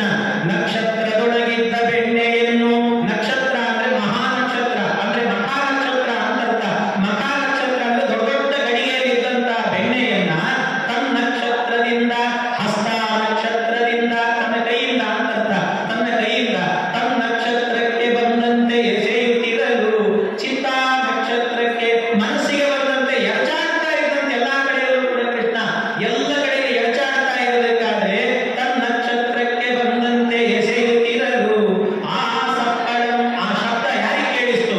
ನಕ್ಷತ್ರವನ್ನು ಹಿಡಿದಿದ್ದ ಆ ಗೋಪಿ ಕೇಳಿಸ್ತಂತೆ. ಅವಳೇ ಮಾಡಿದ್ರು, ನಕ್ಷತ್ರ ಹಿಡ್ಕೊಂಡಿದ್ದಂತೆ. ಯಾಕೆ? ಇನ್ನೊಬ್ಬರು ಮನೆಗೆ ಅರ್ಶನ ಹೋಗ್ಬೇಕು ಅಂತ ಕರಡಿ ಮುಂದೆ ನಿಂತುಕೊಂಡು ಹಣೆ ಕುಂಕುಮ ಹಚ್ಕೊಳ್ತಿದ್ಲು. ಕೈಯಲ್ಲೇ ಇತ್ತು ಅಂದ್ರೆ ಭರಣಿ ಇತ್ತು, ಕುಂಕುಮದ ಭರಣಿ. ಆದ್ರಿಂದ ಭರಣಿ ನಕ್ಷತ್ರವನ್ನು ಹಿಡಿದಿದ್ದ ನಕ್ಷತ್ರಾಖ್ಯ. ಅವಳ ಹೆಸರೇನು ಅಂದ್ರೆ ಅನುರಾಧ ಅಂತ ಹೆಸರಂತೆ. ಅನುರಾಧ ನಕ್ಷತ್ರಾಖ್ಯ. ಅವಳು ಹೇಗಿತ್ತು? ನಕ್ಷತ್ರ ರಾಜಮುಖಿ ಓರ್ವಳು. ನಕ್ಷತ್ರಗಳ ರಾಜ ಅಂದ್ರೆ ಚಂದ್ರ, ಚಂದ್ರನಂತ ಮಗುವಂತೆ ಅವಳದ್ದು. ನಕ್ಷತ್ರ ರಾಜಮುಖಿ ಓರ್ವಳು. ನಕ್ಷತ್ರ ಶಯನಂದರೆ, ನಕ್ಷತ್ರ ಶಯನ, ನಕ್ಷತ್ರ ಅಂದ್ರೆ ಆಶ್ಲೇಷ ನಕ್ಷತ್ರ, ಆಶ್ಲೇಷ ಅಂದ್ರೆ ಶೇಷ ಅಂತ. ನಕ್ಷತ್ರ ಶಯನ ಅಂದ್ರೆ ಶೇಷಶಾಹಿಯಾದ ಕೃಷ್ಣನನ್ನ ಕೃಷ್ಣ ನಿಲ್ಲು ನಿಲ್ಲು ಅಂತ ಕರೀತಾ ಇದ್ರೆ ನಕ್ಷತ್ರವಂ ಕೊಟ್ಟು ನಕ್ಷತ್ರವಂ ಕೊಡದೆ, ನಕ್ಷತ್ರವಂ ಕೊಟ್ಟು, ನಕ್ಷತ್ರ ಅಂದ್ರೆ ಶ್ರವಣ ನಕ್ಷತ್ರ, ಶ್ರವಣೇಂದ್ರಿಯದಿಂದ ಕೃಷ್ಣ ಅನ್ನೋ ಶಬ್ದ ಕೇಳಿಸ್ಕೊಂಡಿದ್ದಾನೆ. ಆದ್ರೆ ನಕ್ಷತ್ರವಂ ಕೊಡದೆ ಉತ್ತರ ನಕ್ಷತ್ರ, ಉತ್ತರವೇ ಕೊಡಲಿಲ್ಲ, ಓಡೋಡಿ ಹೋಗ್ತಾ ಇದ್ದಂತೆ ಕೃಷ್ಣ ಪರಮಾತ್ಮ. ಉತ್ತರ ನಕ್ಷತ್ರವಂ ಕೊಡದೆ ಎಲ್ಲೆಡೆಯಲ್ಲೂ ತಿರುಗಿ ಎಲ್ಲಾ ಕಡೆ ಓಡಾಡಿಸಿದ. ಅವಳು ಸುಸ್ತಾಗಿ ನಿಂತು, ಕೃಷ್ಣವೂ ಒಂದು ಕಡೆಯಲ್ಲಿ ನಿಂತಂತೆ. ಎಲ್ಲೆಡೆಯಲ್ಲೂ ತಿರುಗಿ ತನ್ನ ನಿಜ ಮಂದಿರದ ನಕ್ಷತ್ರದೊಳಗಿಂದ, ತನ್ನ ಮಂದಿರದ ನಕ್ಷತ್ರ ತನ್ನ ಮನೆಯಲ್ಲೇನೆ ಹೋಗಿ ಒಂದು ಮೂಲೆಯಲ್ಲಿ ನಿಂತ ಮೂಲ ನಕ್ಷತ್ರದೊಳಗಿಂದ ಶ್ರೀಕೃಷ್ಣ ರಕ್ಷಿಸಲೆಮ್ಮ ನನ್ನ ವ್ರತ. ಇದು ಭಗವಂತನ ಕಾರುಣ್ಯ ಅಂತ ಹೇಳಿದೆ ಪರಮಾತ್ಮನದು. ಎಂಥ ಕಾರಣ! ಇವನು ಮಾಡಿದ ಲೀಲೆಯನ್ನ ಈ ರೀತಿ ಹಾಡುಗಳಲ್ಲಿ ಅನುಭವಿಸಿ ಕೇಳಲಿಕ್ಕೆ ಎಷ್ಟು ಆನಂದ ಆಗುತ್ತೆ ಅನ್ಸುತ್ತೆ. ಎಲ್ಲ ಕೃಷ್ಣ ಎಂಥ ಲೀಲೆನೋ ನಿನ್ನದು, ಹೀಗೆಲ್ಲ ಕಾಣುವವನ ಅಂತ ನಮಗೆ ಆನಂದವನ್ನು ಕೊಡ್ತಿದ್ದಾನಲ್ಲ ಅವನ ಲೀಲೆಗಳಿಂದ. ಇದು ಅವನ ಕಾರುಣ್ಯವೇನೆ ಭಗವಂತನದ್ದು. ಹೀಗೆ ನೋಡ್ತಾ ಹೋದ್ರೆ ಪರಮಾತ್ಮನ ಕಾರುಣ್ಯ ಎನ್ನುವಂತಹದ್ದು ಒಂದಲ್ಲ ಎರಡಲ್ಲ, ಅನೇಕ ಕಾರುಣ್ಯಗಳು. ಇವತ್ತು ನಮ್ಮ ಕಟ್ಟಿಯಾಚಾರ್ಯರು ಕೂಡ ಏನು 60ರ ಶಾಂತಿಯನ್ನು, 60 ಸಂವತ್ಸರಗಳನ್ನು ಕಂಡು 60ರ ಶಾಂತಿಯನ್ನು ಇಷ್ಟು ವೈಭವದಿಂದ ಮಾಡಿಕೊಡುತ್ತಿದ್ದಾರೆ. ಅವರೇ ಹೇಳ್ತಿರ್ತಾರೆ ಯಾವಾಗಲೂ ಕೂಡ, ಸ್ವಾಮಿ ನನ್ನದೇನೂ ಇಲ್ಲ, ನಾನು ಹುಬ್ಬಳ್ಳಿಗೆ ಬರುವಾಗ ಏನೂ ಇಲ್ಲದೆ ಬಂದಂತ ವ್ಯಕ್ತಿ, ನಾನು ಸಣ್ಣ ಹುಡುಗಾಗ. ಆದರೆ ಇವತ್ತು ಇಷ್ಟು ವೈಭವದಿಂದ ಎಲ್ಲವೂ ನಡೀತಾ ಇದೆ ಅಂದ್ರೆ ಇದೆಲ್ಲ ಭಗವಂತನ ಕಾರುಣ್ಯ ಅಂತಲೇ ಹೇಳ್ತಾರೆ ಯಾವಾಗಲೂ ಕೂಡ. ಒಳ್ಳೆ ಆ ವ್ಯಕ್ತಿತ್ವ ಎಂತಾದ್ದು ಅಂದ್ರೆ ನಮ್ಮ ಕಟ್ಟಿಯಾಚಾರ್ಯ ಸುಮ್ಮನೆ ಮುಖಸ್ತುತಿ ಅಂತ ಮಾಡ್ತಾ ಇಲ್ಲ, ನಾನು ಸಹಜವಾಗಿ ಹೇಳ್ತಾ ಇದ್ದೇನೆ.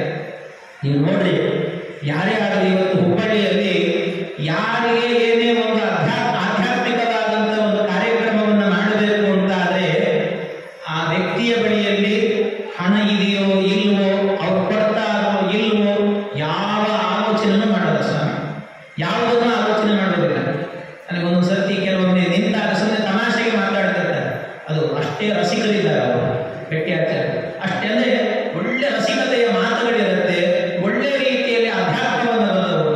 ಜೊತೆಗೆ ಹೇಳ್ತಿದ್ರು, ಅವ್ರಿಗೆ ಹೇಳುವಾಗ ಎಲ್ಲ ಯಾರು ಹೋಗಿದ್ರಂತೆ, ನಿಮ್ಮ ಬರ್ತೀವಿ ಮನೆಗೆ, ಒಂದು ಸ್ವಲ್ಪ ಏನಾದರೂ ಕೊಡ್ತೀರಲ್ಲ, ಅದಕ್ಕೆ ಸ್ವಾಮಿ ನಮ್ಮ ಹತ್ರ ಏನಿಲ್ಲ, ಅಲ್ಲ ಏನಿಲ್ಲ, ಏನು ಕೊಡಬೇಡ್ರಿ, ನಿಮ್ಮ ತಾಯಿ ಡೆಡ್ ಬಾಡಿ ಆದ್ರೂ ಕೊಡ್ರಿ, ನಾನು ಮುಗಿಸ್ತೀನಿ ಅಂತ ಹೇಳ್ತಿದ್ದಾರೆ. ಅಂದ್ರೆ ಅಷ್ಟರ ಮಟ್ಟಿಗೆ ನೀವು ಏನು ಕೊಡ್ಲಿಲ್ಲ ಅಂದ್ರೂ ಪರವಾಗಿಲ್ಲ, ಒಬ್ಬ ಬ್ರಾಹ್ಮಣನಿಗೆ ಏನು ಸಂಸ್ಕಾರ ನಡೀಬೇಕು ಆ ಕಾಲದಲ್ಲಿ ಅದು ನನಗೆ ದೇವರು ಕೊಟ್ಟಿದ್ದಾರೆ, ದೇವರ ಕಾರುಣ್ಯ ನನ್ನ ಮೇಲಿದೆ, ನಾನು ಮಾಡ್ತೇನೆ ಅಂತ ಹೇಳುವಷ್ಟರ ಮಟ್ಟಿಗೆ ಇವತ್ತು ಬಂದಿದ್ದಾರೆ ಅಂದ್ರೆ ಇದು ಭಗವಂತನ ಕಾರುಣ್ಯ ಅವರ ಮೇಲೆ ಪರಿಪೂರ್ಣವಾಗಿದೆ ಅನ್ನೋದಕ್ಕೆ ನಿದರ್ಶನ. ಈ ಒಂದು ಸಂದರ್ಭದಲ್ಲಿ ಇಷ್ಟು ವೈಭವದಿಂದ 3 ವೇದಗಳ ಯಾಗ ಅಂದ್ರೆ ಸಂಹಿತಾ ಯಾಗ ನಡೆಯೋದನ್ನು ಸುಲಭ